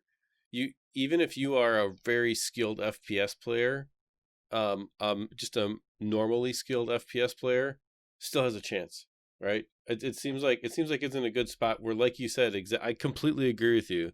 The fights last longer. You're not one shot, you know, tap dead or whatever. You have a chance. It has to do with ammo. It has to do with ammo. Yeah. In all honesty, this has to do with ammo. Yep, and you have a chance, like in general, you have a chance to see where the person's shooting at you from. It makes the game more fun, right? Versus just bam, I'm dead, next. You know what I Well, mean? the whole reason I want to get to level 40 right now, why I'm kind of like, I want to get to 40 is because I want gazelle armor so I can get level 5 armor. Because it's 90,000 rubles, which isn't that much once you're there, right? It's not that much. It's over level 4 because right now I'm rocking level 4 all the time. I'm getting smashed because everyone's using, I saw someone using a Vow of BP ammo this early and I was like, what? That is just insane to me. That's insane to me. And Thanks I for feel, reminding me. I got to go craft my BP. yeah. Well, hey, give her if it's an easy craft too, right? It's a pretty Yeah. easy craft right away. 995 is a pretty easy craft right away. So I just feel like ammo is right now. And I'm not going to tell you how to fix the game with ammo. I'm not going to tell you. All I know is scarcity needs to be a thing because right now the only reason I'm pushing to 40 is so I can go buy level 5 armor so I can survive a little more with these gunfights now. Well, and I want to come back because it's really easy to pick on an individual system. We can say ammo, from Geek, your perspective, and Eric, you can say armor from your Mhm. perspective, and someone could say, well, currency from my perspective, and I could say, well, task progression or unlocks or trader availability, whatever it is. And you guys were dancing around this point that I think really needs to get discussed, and it's not so much the spread of players. I think it's how MMOs manage the spread of players. And so I'm gonna throw a system out there, and I want to see if you guys think this would work in Tarkov because this is something that the biggest MMO ever created does. Right? I'm talking about World of Warcraft, and it doesn't matter the game in today's culture with Twitch, with YouTube, with how big gaming is as a platform. You are going to have people that do it professionally. You're going to have non-professionals that quote unquote know life the game. You're going to have people that play very little. You're going to have everything in between, right? And us three represent a pretty cool mix, right? But look at WoW, right? When new content gets released, there's this gated feature where they release a raid and you can only unlock a certain amount of PvP gear, or some of it needs to get crafted. But basically, there is a time window that you can progress so far. And then you have to wait till the content comes out. And then you have a certain number of weeks where that content's available and you can gear up, rank up, get the reputation unlocks, whatever. There's usually a grind. There's usually a group encounter to unlock stuff, and then there's usually a PvP encounter, which could be more solo or it could be done in a group. But they gate content versus just saying, okay, here's the wipe, everything is in, which creates, no matter how you slice it, the gap is going to just keep getting crazier and crazier as people get better and better at the game on the hardcore side. And that's really hard to manage if there's no gating. And it's like, we can look at ammo, yeah, we can look at armor, yeah, but I just don't look at Reapers, dude. They made Reapers really hard to get this wipe. But on day 4, you still got killed by one. And so I don't think there's enough they can do just on single individual systems to say, oh yeah, well, we're just going to make this 3 million rubles to get a Reaper. The hardcore guys had 3 million rubles really, really fast. So So how it's would not you enough gate of a it, though? gate. How would you gate it though? How would you be like only level 2 therapist and only level 2 traders and stuff that's level 2 traders in the game? Like what would you do?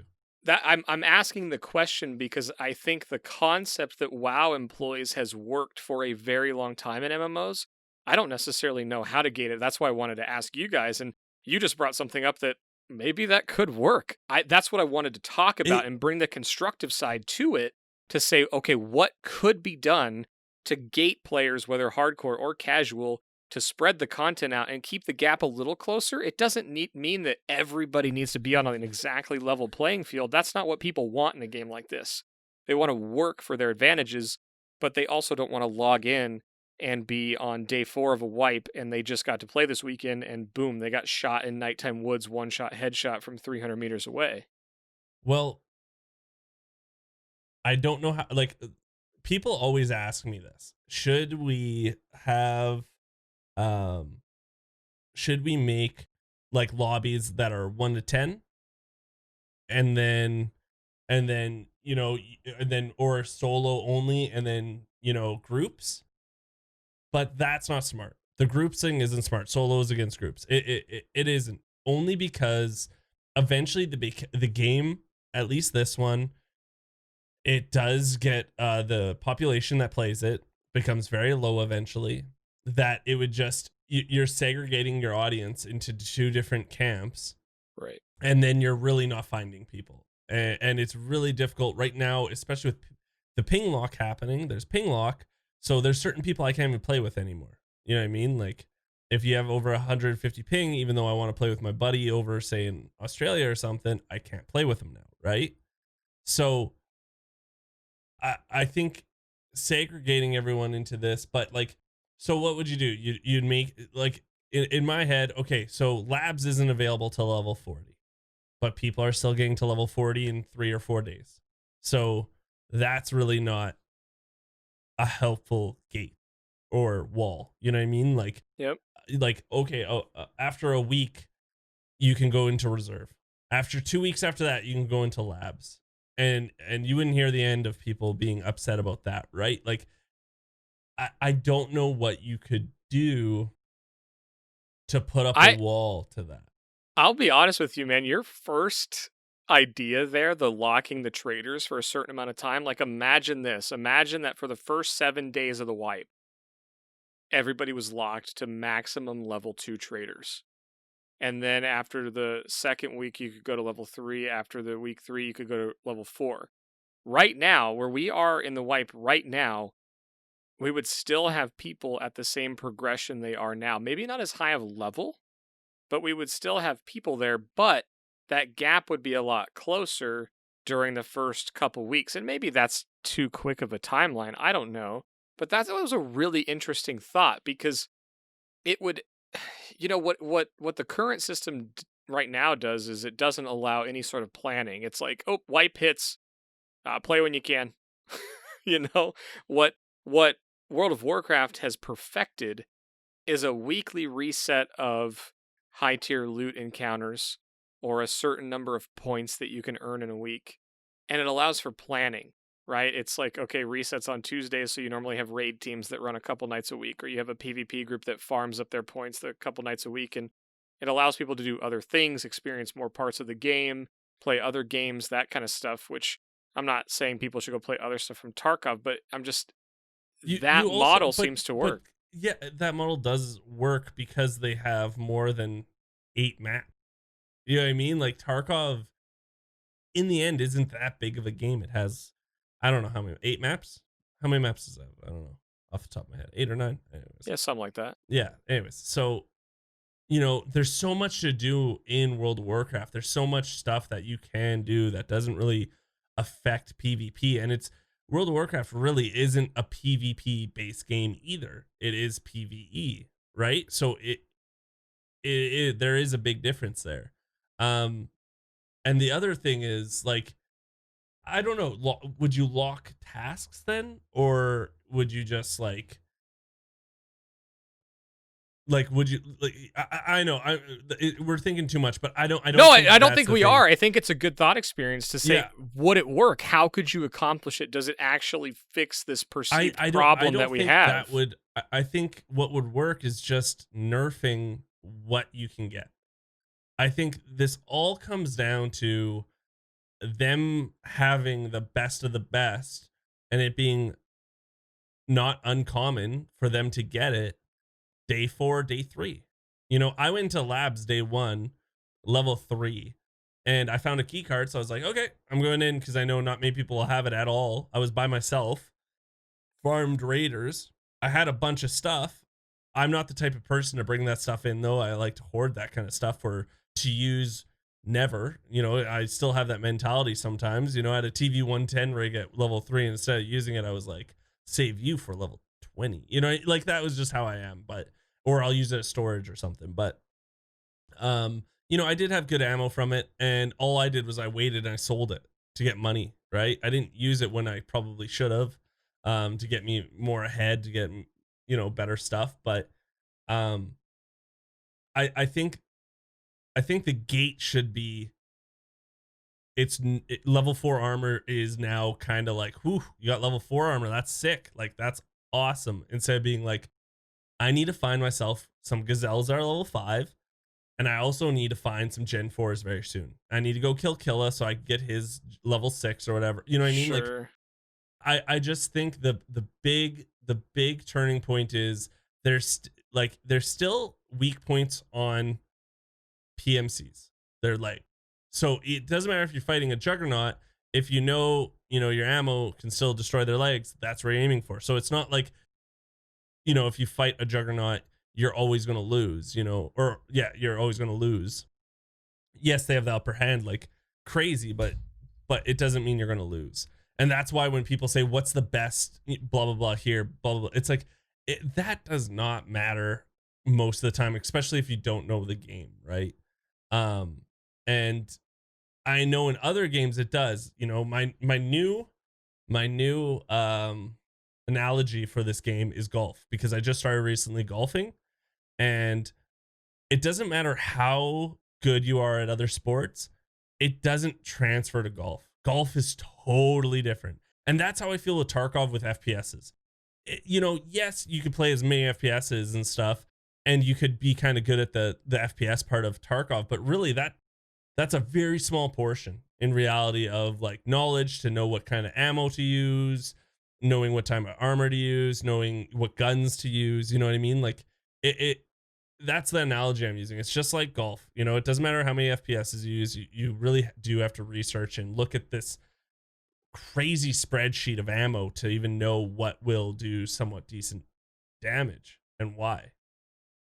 But I think in the end of the day, I think locking labs, locking labs would be really good, and they'll do that once streets come out, because apparently you're gonna have to go through streets to get to labs. I don't know if anyone knows that. It hasn't been talked about for a while, but to get into labs, you're gonna need to go into streets. I don't know how that's gonna work, if the timer will reset when you get in there, or if it'll be consistent, so you have to run anyways. But I think the big thing is, it should feel like level 4 armors for a long time. That's how I feel. I feel like that should be the gate or the wall or whatever you want to call it. Because like Ronald said, that's when fights are still kind of fun and juicy. Yeah, I think you both made a lot of good points. I'll add something a little bit different to it. I do think that, Geek, your idea about locking labs is a good one. I think maybe instead of locking it completely, maybe it's a limit, so you only can do it once a week or twice a week or something like that. Make the loot value really high, actually, but make the amount of tries really low. Not centered around an item that you have to get or you can buy or whatever, but centered around a hard gate. I think the game needs some other things to keep you wanting to play. I think if you put a hard gate on loot, so like if you get into a situation where you say, okay, we're going to hard gate level 3 armor this week. The next week we're going to hard gate level 4 armor. And then we're going to open up level 5 armor. I don't think Tarkov today has enough incentive to keep people playing. I think people would stop playing once they hit that gate.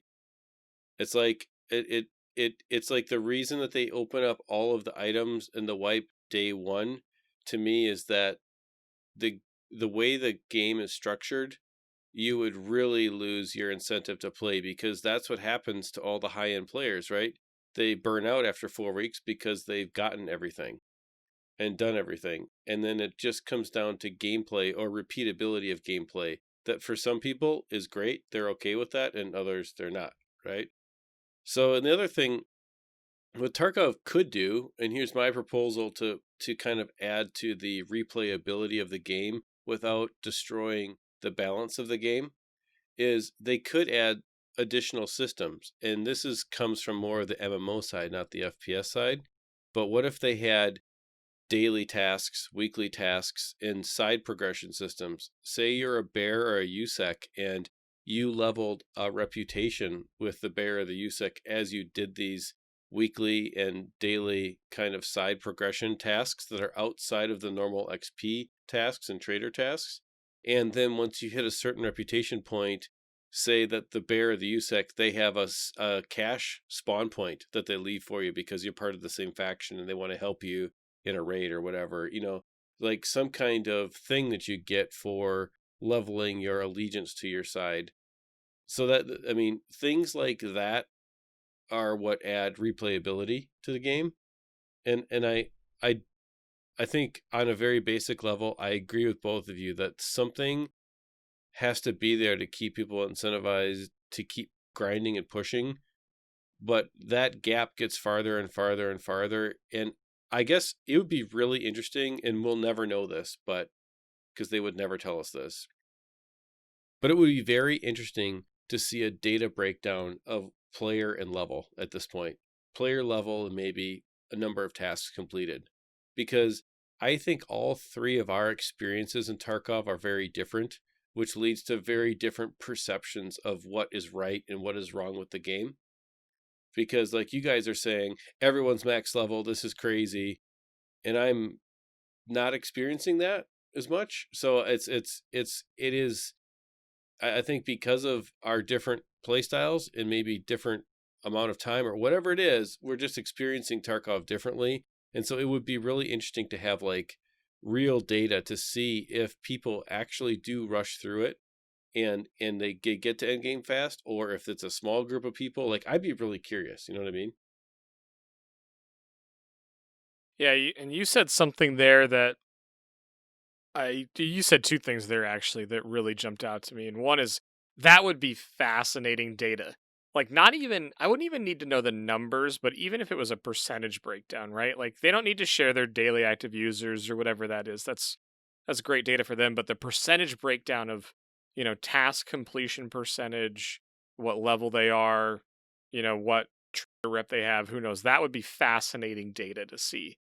But the other thing you talked about was that, maybe having labs be like once a week. And again, we could go through these like crazy ideas of how to time gate stuff. And I'm really going to ask anybody who's listening or watching, like, regarding the gating of content or spreading it out or finding a good way that helps the entire player base, if there is a solution for that.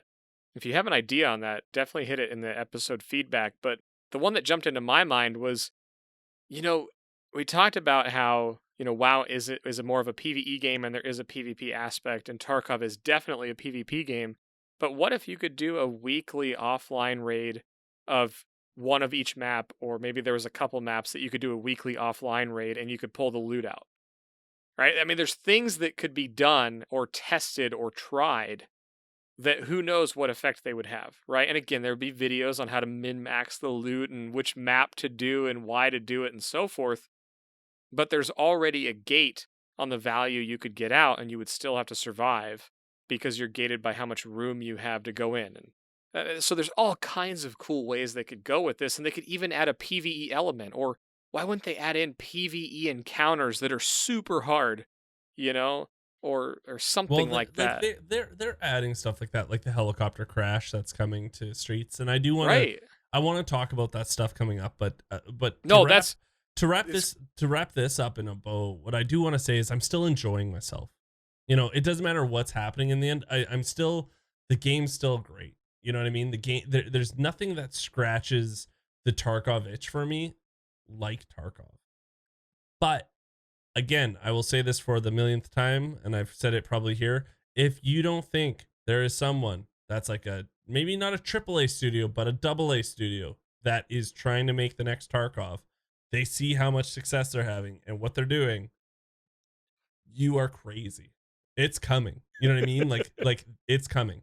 I guarantee you in the next 2 years, we're going to have a Tarkov clone, and it's going to be really interesting to see how other people do this, right? Completely. Running from Kartov. Yeah. Completely. And I also want to kind of say the same thing. Like, I actually, aside from the first level 1 to 10, after I got to 10, I'm having the most fun ever that I've had playing Tarkov now, and it's interesting. I like the way you say it, Geek. Nothing scratches the Tarkov itch like Tarkov. You Mhm. can't really. This game is so unique and so different than everything else right now, anyways, that it's hard to really play anything like it. So I want to be positive on it too. I'd say I'm very positive on, I'll say, the direction, even with these things that we've kind of laid out that we're talking about. I still am positive on the changes, and so yeah, I'm happy with the direction it's going. Yeah, and I am too, man. Like I've been playing just the absolute crap out of this game the last few Yeah. weeks, and I you know what, I'm struggling and enjoying the struggle in so many things. Like I didn't know which traders sold what. I knew which ones were the best to sell certain stuff to, but I didn't know where the attachments came from, and I wish I would have thought to reset my account right after the wipe came, because I got absolutely destroyed by having everything examined. Really? Because Why is that? I went into the presets to build guns and I didn't know what unlocked when and where to get it. Mm, So I'm trying to build an 8R and just get a low profile gas block and a foregrip on it, and I have access to everything that I had last wipe, and I don't know what's available from when and for who and what's rare and what's not, because I had access to everything because I was a market player to an extent, and I got to the point where I had 20 million rubles and I couldn't ever go below that. So like anything I wanted, I would literally just build in the preset and go buy. I didn't care how much it was. And so I got absolutely destroyed when I had to modify in the mid game, and it made me learn a lot. And I actually love it because now I'm like, okay, I know that Peacekeeper sells that low profile gas block. That's awesome. And I learned how to mod guns a lot better, and I'm really enjoying it. And I used so many more scopes this wipe than I ever used in the last one. And like the prism, for example. I've fallen in love with that scope, and frankly, I didn't even look twice at it last wipe. So I don't know, man. The PvP that's gone on, and I don't know that I've ran into a thermal user yet. I love Woods. Woods is so fun right how now. fun is Woods right now? Eh? Oh, Oh, dude, dude, Woods it's is so so fun. much fun without thermals right now. Later on, it's going to be a gong show, and you won't want to play it. But you brought up a good point. There's two things you brought up that I want to talk about. Actually, one is Woods. That it's so fun, right? Like it's crazy how much fun it is without It's flurs. terrifyingly fun. Yeah, but you brought up a really good point, and again, I'm sorry to cut you off, but I have a short memory span here. But um, one thing that I noticed that needs to get put in the game, and if I ever have a one-on-one with Nikita, or if I'm ever in a podcast, I'm going to ask about this because I think it would help so many people out and so many new players. There has to be a checkbox when you're doing a preset for only available in your vendors, because I ran into the same issue. I was like, I would just build something and be like, I think this is crappy enough that I might have it, and then be like, no, I don't. Okay, I don't have those pieces. I'll have to. So I think, I think for the newer players especially, I think the preset menu with only having available items in your traders, unlocked traders, and not that you could trade for them. I'm not talking about that garbage. I'm talking about outright buying them. That should be a preset. Like I only want to see the attachments Yeah, that I could just a buy right now. toggle, right? Like Yeah, a I just want checkbox. just Yeah. checkbox. They can do it. You can do it with just what you have currently. So what you have in your inventory, you can do it, which is good too. But I want to know traders only up until the level I want to build that gun, right? Because right Yeah. now it's just like, do I have this unlocked? It's just a roll of the dice, right? Right. So you guys, I'm gonna drive this show now. Watch me be the driver, man. I was actually gonna make. I really regret not making my tinfoil hat for Ronald today. Anyways, but they did release the new little teaser on Yes. Streets of Tarkov. What did you guys think?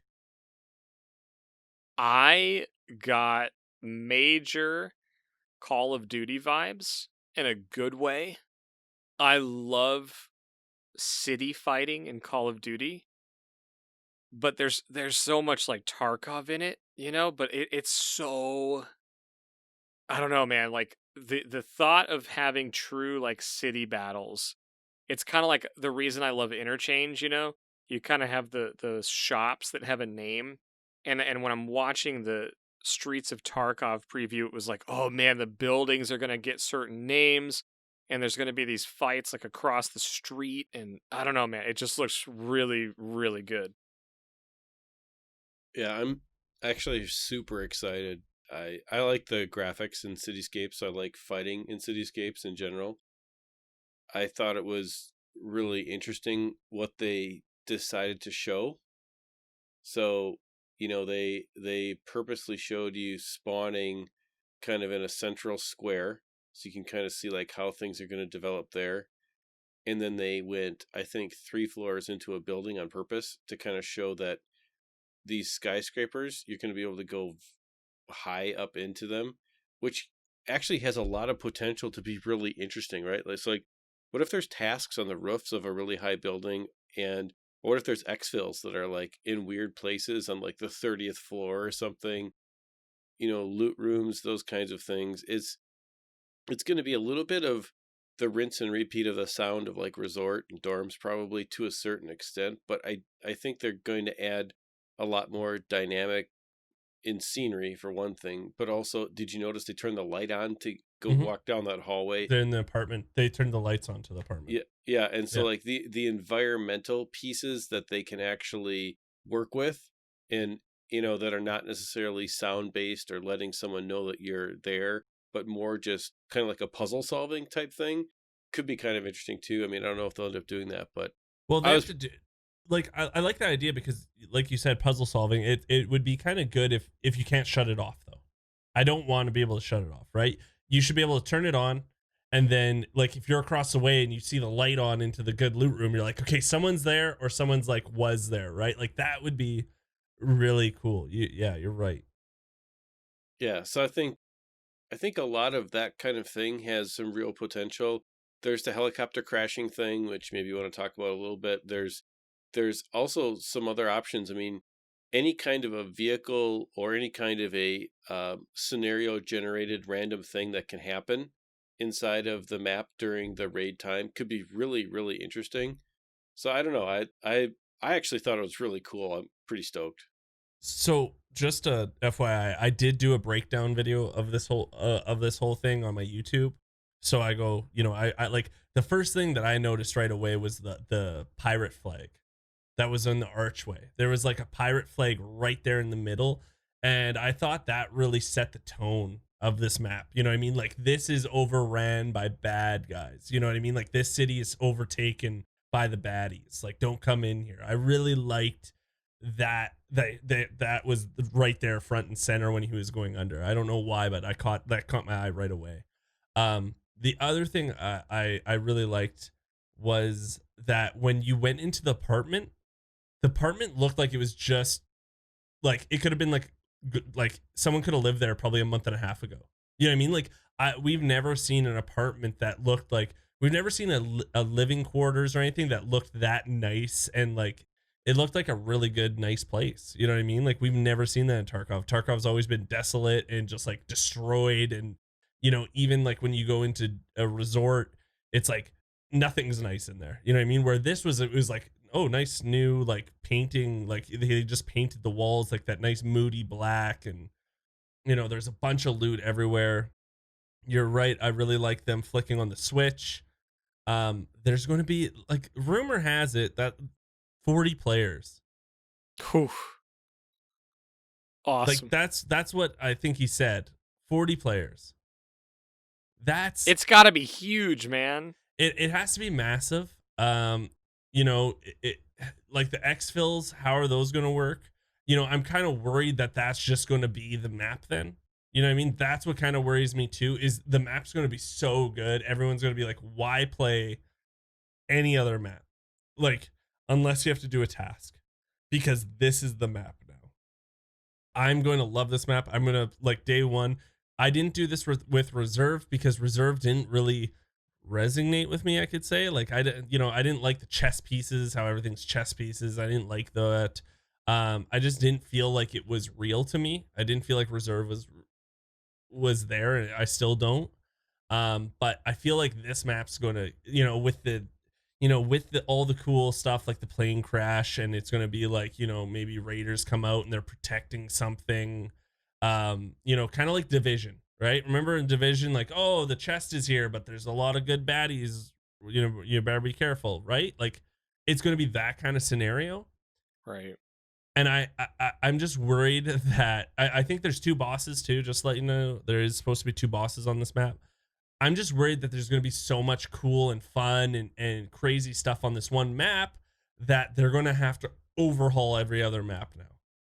But that could happen, though.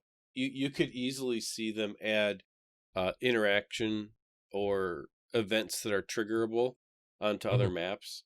I mean, that's not that far out, given what all the other maps do. I mean, like imagine on customs, you could see all of a sudden, like, a car or a truck or something driving in through one of the entrances, right? Blowing through and in scavs popping out, having some kind of an event. I think the game is really in a good spot where that could be the next stage of development. Adding these kind of events that happen would really add a new dynamic to all the different maps, whatever context it would be for given the type of terrain and whatever is going on there now. So that's why I think they're going to try this and see how it goes. And I would not be surprised if we don't see that added to other places in the game as well. One of the best things they did add to like some of like the interchange update, the interactivity to maps. I like that. Since Reserve, they've added like the alarms now, the power station. They add like the key card in the urinal. Like, I like that interactiveness in a map where you need something and then you have to go somewhere else. Yeah, I feel like they're gonna have to polish it. But the thing that I think I really took away from this presentation was afterwards they talked about this year how this was coming. They didn't say next year. Nikita he said this is coming later in the year, but then he got asked, well, what's the next update coming?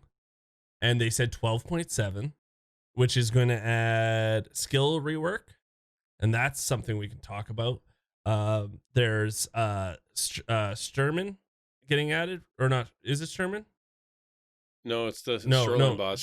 Shoreline boss, not yeah. Sturman. It's what's his name? Anyways, he's getting added. He's a medic. The medic guy, yeah. Yeah.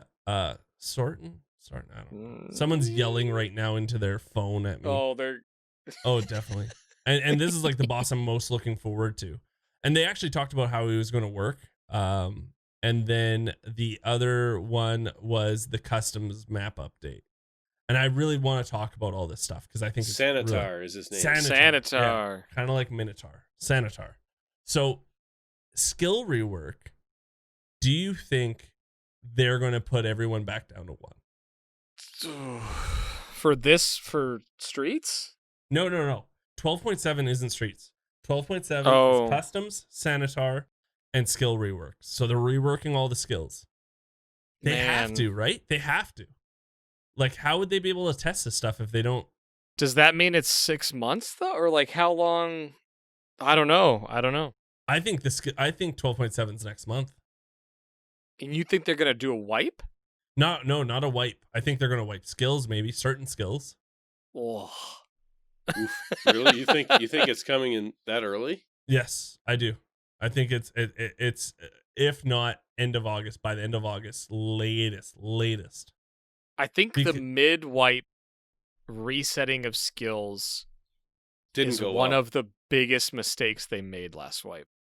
Yeah, I don't think that mid wipe. I think if they're gonna do that, they should just do a wipe, because it. Oh man, I mean the mid wipe resetting of skills, I really suffered from that because my strength got reset right before I needed it. And well, how else are they going to test them though? Like, in my head, I just don't know how you would test this stuff. I feel like they could. There's so many people that would probably, if they're like, hey, we need people to reset their account to test these out, people are going to do it. Yeah. And there's enough people that are low level still that don't have endurance level 20 already. I don't know, man. I don't see that being a good change. If they're changing the skill entirely and replacing it, sure. But if they're just saying like, hey, we redid endurance, let's do this. Well, if endurance is getting a different scale or different mastery skill or whatever, I don't see how it hurts them to have people all over the place with that skill if it's the same name. Now, if they're saying, you know what, endurance is no longer going to be a thing, it's now going to be some other thing and it's completely different, I guess I could see that. But I know there's a lot of people that were grinding out strength and endurance, and there's people doing that right now. And furthermore, the person that gets to 1.9 out of level 2, 99% to level 2 strength for the hideout, and they reset this, that person is struggling to get motivated to play again. I just don't know why they think this is an okay thing to do. It doesn't make any sense. That makes sense. I'm curious also. I don't know if you guys know this, if you learned about this, but bears and USECs are supposed to get different skills. So they get their own skills. So bears are going to be more skillful with AKs, USECs with like ARs. And they also have some I brought them up here because I wanted to talk about them, but like there's one called Bear Assault Operations, one called Bear Authority, Bear Heavy Caliber, and Bear Raw Power. And then you got the USEC AR systems, USEC Deep Weapon Modding, USEC Long Range Optics, USEC Negotiations, and USEC Tactics. So I'm curious if they're going to add these things right now too, like these special perks for being either a bear or a USEC. I mean, other games do this. They're called racial traits in World of Warcraft, for example. And so you pick a race and you pick a specialization and you get something unique to that. In this particular case, you're picking a specialization, either bear or USEC. As long as they're balanced, they're equal but opposite. But that how things are right away here. Yep. That's what I'm worried about. I think it would be really well received and actually a very interesting addition to the game, somewhere along one of those ideas of the alternative system, complementary system that we could put in the game to make it more replayable. I actually think it's a great idea. Yeah. What do you think? I think adding that stuff in doesn't hurt at all. I get concerned about the wiping of skills without doing a full wipe. Especially if it's next month. That's really early to me. A month or 2 months in. I don't know. I do like the idea of having the racials or the class-based stuff, though, because right now it's just kind of like, do you want to understand your voice lines or not? I'm excited for the broken English. Right. Yeah, right. I'm excited for that. Yeah. I think you do have a good point, Trigger, about the class or the skill or whatever getting wiped. It just is one piece of it because that doesn't feel good, right? So the gamer part of it, if you take anything away during the middle of before the major resets, you can't really take it away. It has to be a plus or really leave it alone until the next time you do the big wipe. I think they made a lot of people upset with the skills wipe, and they definitely saw a drop off in players. And those are players that invested a lot of time in their game, and they don't want to do that again. Well, and that's the immediate hit, right? It's the immediate hit to the people who had already invested a lot of time in the game. And then there's this slow burn. The person who is working on their hideout, and then 3 weeks from now, they're working on level 2 intelligence center or whatever it is, and then they're like, what? The skill is at 0.02? Like, you know what I mean? It's that person 4 weeks later, 3 weeks later, that's just like, how did this happen? Not everybody reads the patch notes. People aren't even going to realize this happens. And that's the thing that's so challenging in this. And from the dev perspective, I get it. You put something new in the game, you want to change it, and you want people to experience it and test it out. But there's a huge chunk of the player base that doesn't read patch notes. They don't know anything in the game until they go in and experience it. And some of that's not going to happen for weeks or months. And they're going to be like, wait, what? How? How is my skill so messed up? And that's when they get upset. I don't see how this is good for the players or the game to do mid-wipe reset, and that's really my only thought on it. They may do it because they've done it before, but I just don't know how thought through that is. Another thing they brought up was customs is now going to be 30 to 40% bigger. But I did think about it, and I think everyone in their minds thinking landmass, but I don't think it's landmass at all. I think what it's going to be is a lot more buildings you can explore, a lot of underground. It's not 30 to 40% landmass wise, it's 30 to 40% explorable area, because that's quite a chunk. That's a big chunk. I think either way, that's good, though. I've Yeah. actually grown from like detesting customs last wipe because I just didn't know the map. I didn't have the map knowledge, to this wipe like really enjoying it. But I'm well aware that I'm a PvP seeker. Like, I am looking for PvP. I'm looking for places to go to fight. And the people that I talk to that really detest customs are the ones that are like, I got to do tasks there and I want to get out. And customs is notorious for like, getting 7 kills or however many it is in dorms and all of these dorms related tasks. So it would be really cool if, like you said, if they add more explorable buildings and maybe some landmass and maybe remove some pressure off of the choke points, but if they add in more explorable dorms that maybe help out with those tasks, so it's not everybody running to the one set of dorms, maybe they add in another set that works for that task, or there's a lot they can do on that map to ease it up, because it is heavy, early task progression oriented, and then, near the mid game or however you want to catalog it, like you have to go back and do a lot of tasks in one area, and it's hot, man. It gets really spicy. And again, I love that because I like the PvP, but I think it's good timing for them to update customs. Yeah, customs can be punishing, especially if you don't know what you're doing, and you don't understand, especially in this game, sound is such a big deal. So if you don't know the sounds early on, you could be playing the FPS part of it correct, but you make a mistake with sound. You don't understand how much sound running or that bush really does make and how far you can really hear that. And so customs can be a little punishing with that, but I'm almost going to say that this time around, I actually am really enjoying customs as well.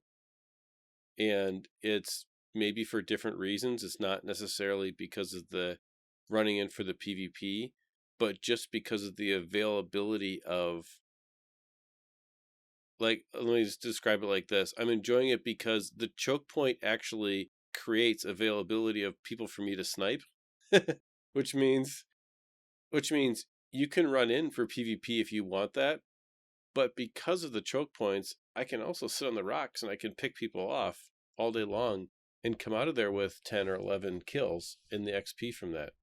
And so I think it all comes down to having the right strategy. Geek said it 2 hours ago, whatever, in this show, is that if you have map knowledge, you can create strategy. So going into that map, that map knowledge really helps you be successful. And I think that it's just comes down to just having map knowledge.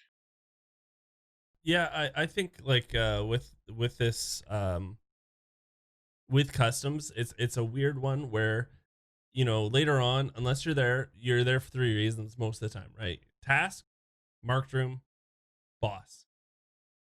Those are the big 3 things that bring you there. It's not loot. You're not looting really, customs. There's not a lot of high value loot or anything. That's a good point. So I want them to now have this explorable area so that there's more stuff there's going to be more locked rooms, maybe some more cool things that are kind of like resort in there that'll have some high value stuff, and it'll open it up. I'm super, I'm super hopeful, and I think it'll bring a lot of people back to at least try it out, because we'll need that in a month or 2. I really do. I think a lot of people will drop off soon. See, and I think you can add a 4th reason to go to customs, which is a non-traditional way to play. I go to customs because I'm farming the people that are doing the first 3. I've been going to customs with just a Mosin, and I've been just ruining people's days. And it's fun to me because I don't necessarily care about task progression. I'm just looking for XP. And so I farm the people who are looking for the boss. I farm the people coming out of dorms. You know, it. I think you can have a fourth way of playing it. You know, if you think about it outside of just pure Chadism. Yeah, for sure. I get that. Yeah, I think that's the. I think, yeah, I think surviving is key, right? I mean, I I've become more and more okay with this thought of surviving is the way, like, I come from just a heavy FPS background, and Geek, you said it before that, all the FPS skill in the world, it's kind of like golf, right? You come in and it doesn't really matter. Like, certainly there are some skills and game sense things that you bring over, but this game's different.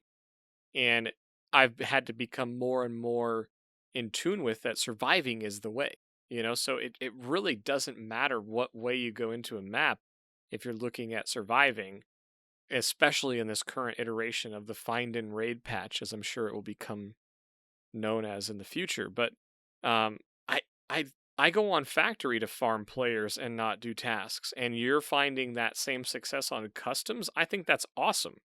I think some people find that same success on labs or woods, or I know people that play woods all patch long. It's their map, and I'm like, I don't know how you do that, because once the thermals come in, it's crazy. But I think that's perfectly good, and I love that reason, because I think we all have that home map. Like, Geek, I know yours is Shoreline, right? You're very at home at the resort. I And call it home. yeah. Yeah. So there's I'm but like, there's a let's go point home, where go you're home. like, I probably am just going here because you like the PvP, you like the layout, you like the interaction, the loot, whatever it is. But there's a point where you no longer have tasks there and you're just going there. So, Eric, I don't think that's a uncommon or bad reason to go there. I think it's great. Um, I am just really starting to get comfortable moving across all of customs, so I I haven't really got into the, I'm gonna hang out and know where people come and go. That's cool. I like that. Speaking of Shoreline, though, I'm doing your job for you guys. Sanitar's coming, and what he talked about with Sanitar is he's going to be a very different boss. He's not going to be he's not going to be that killer or that gluhar that goes at you. He's going to be, he's going to be able to heal your other opponents, and he's going to be able to loot stashes. That was a weird one that he said. He's going to be able to loot stashes. So I didn't catch that. So he's going to be able to be full of loot when you kill him? I don't know. He just said he's going to have the ability to loot his minions or whatever. So it sounds like he's going to have bodyguards, and he's also going to have the ability to loot stashes. So it sounds like the longer Shoreline goes on and the longer you don't find him and you just let him go, the more loot he might have on him, because he's searching all the stashes, which means he's roaming now, because everyone thought because they did the pier update. So there's there's a whole bunch of stretchers there now, the ambulance, and then they thought he's going to spawn at the pier or the resort, or also maybe the village. I think they updated a little bit of village, so they were thinking those three places. But it sounds like those are like where he starts, and then he's just going with his bodyguards maybe and going through the map. So the longer you don't find him, the better, because the more loot he's going to have on him. Oh man, that actually sounds really fun. Now, what's really going to be interesting though is the amount of craziness that's going to happen if, let's say, 2 or 3 two-man teams find him, and you're a solo player and you find him, and you're in the middle of the woods somewhere in Shoreline, right? In that top left corner, you're in the swamp trying to figure it out and fight it out. Sounds like a lot of fun, actually. Yeah. I'm really excited about it. That's actually cool, man. I love the patrolling boss stuff. Like, I've gotten wrecked by Rashala, like when he spawns by that sniper tower near gas station, and like they spawn in and they're roaming, they're walking to gas station. Like, I've been at the UN truck there, just happened a few days ago, and they spawn in and I just get naded. I'm like, what happened here? Oh, it was raiders. Gotcha. But the idea of the roaming boss, and more than just like they spawn and go to an area, but actually roaming the map. That sounds so cool. And terrifying, right? Like you're not going to be safe just hugging the wall. Like you you may stumble upon a boss. Like how cool is that? I'm just Yeah. I'm just excited for Shoreline. That's all. Yeah, go on. Sorry. Oh, I still love Shoreline. It's actually still Yeah. my favorite map by far. I just have come to appreciate customs and factory from the perspective of just getting better at playing the game. So I want to make that clear to everybody. I mean, Shoreline's still my jam, so I still go back there probably 50% of the time for sure, just to relax. It's just there's so like yeah, I think there's so much opportunity there, right? There you can go out in the field, rat, and just like hide yourself, or you could go look for PvP. That's what I love about it. So I don't know, man. I'm excited for all of the stuff that's coming, and I think we're all enjoying the patch for different reasons. There's obviously all this speculation and kind of fun stuff that we've talked about. Um, I really think that what's coming and adding in this additional content and maybe finalizing some of these maps, or the finalizing touches on Shoreline, adding in the boss, expanding on customs a little bit, adding in streets, like there's just so much potential there, and it's awesome to think that maybe that stuff's a month away or 2 months max or who knows what. So that's all really exciting. I think what I want to do here though is, I mean, we can never seem to get out of here under 2 hours. When you show up, Geek, it's a problem. I love it. I It's a like it. good problem. I like it. But I'm gonna plug your stuff really quick if you Oh, don't yeah, mind, and please. then I'll give you a chance. But for those of you that have been listening and you've heard us talk to Geek, and maybe you haven't checked out his stuff, I want to just give you just a little tidbit. There's a lot of people that stream Tarkov that they're all about the gameplay and high tier PvP and that kind of stuff. And Geek is a great player. He's super knowledgeable in the game. He answers questions, all that kind of stuff. But his stream community is really impressive. Like I'll go in there in the mornings and hang out for a little bit, and there's people that will greet me every single time. And I see other people from the Exfil, and I lurk a lot. And I see people from the Exfil in there, and there's just a really cool community going on there. Memes galore, type exclamation point goofing if you want to have a good laugh about the ostrich boots. But um, it's been really cool just to hang out there, man. It's really a cool spot on Twitch. I think you have an awesome community.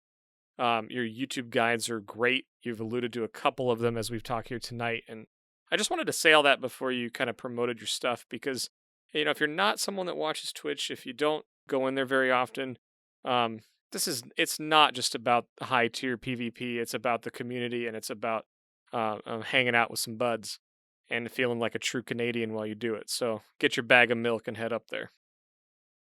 Thank you so much. I really do appreciate that. I just want to point out the fact, like, the reason I started my YouTube content was because I was that player that quit the game and I got frustrated. Right? I took a 3-month sabbatical when I first started playing this game because I was just dying over and over and over. And I just didn't understand, right? And if you're that player, I guarantee you I have some sort of guide that'll help you out just learning the game, learning certain aspects. If you come into my Twitch, the big thing I always tell people is there's no stupid questions, because we all had that question probably when we first started. You know what I mean? Like everyone started where you are at, and that is oblivious to everything and not knowing anything. So come into twitch.tv/GeeksEh, come say hello. I have a YouTube channel. It's GeeksEh. You can search anything. I have tutorials. I've got gunsmith. Most of my gunsmiths are updated, not all of them. I won't lie to you. I have to get to that, but I have a lot of tutorials on how to do tasks. Those are mostly the same except for gunsmith ones. I focus on trying to make people fall in love with the game because I love this game so much. Like like I said, there's no itch that scratches this game like Tarkov, so I love this game from the bottom of my heart. This Sunday, So you hear this Friday, this Sunday, I get drops again. So you can come by my channel. I'll be streaming for a long time. Come hang out. And if you want to follow me on Twitter, I'm just GeeksEh with an extra H. Guys, can we go in and just blow his channel up? And, if you haven't gone in before, say the Exfil sent you. Give him some love. Maybe we'll get him back again sometime.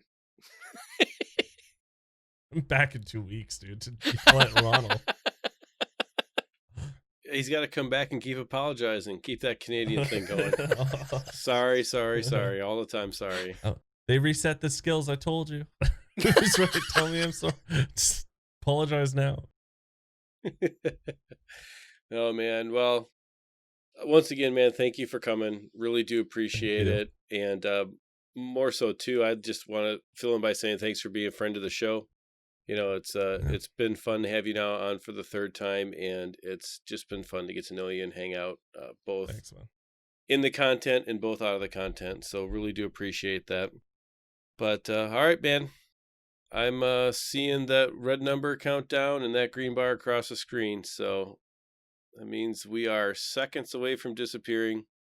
So I want to say thank you to everybody for watching, or thank you to everybody for listening. Remember, you can find the Exfil podcast on iTunes, Spotify, and Stitcher.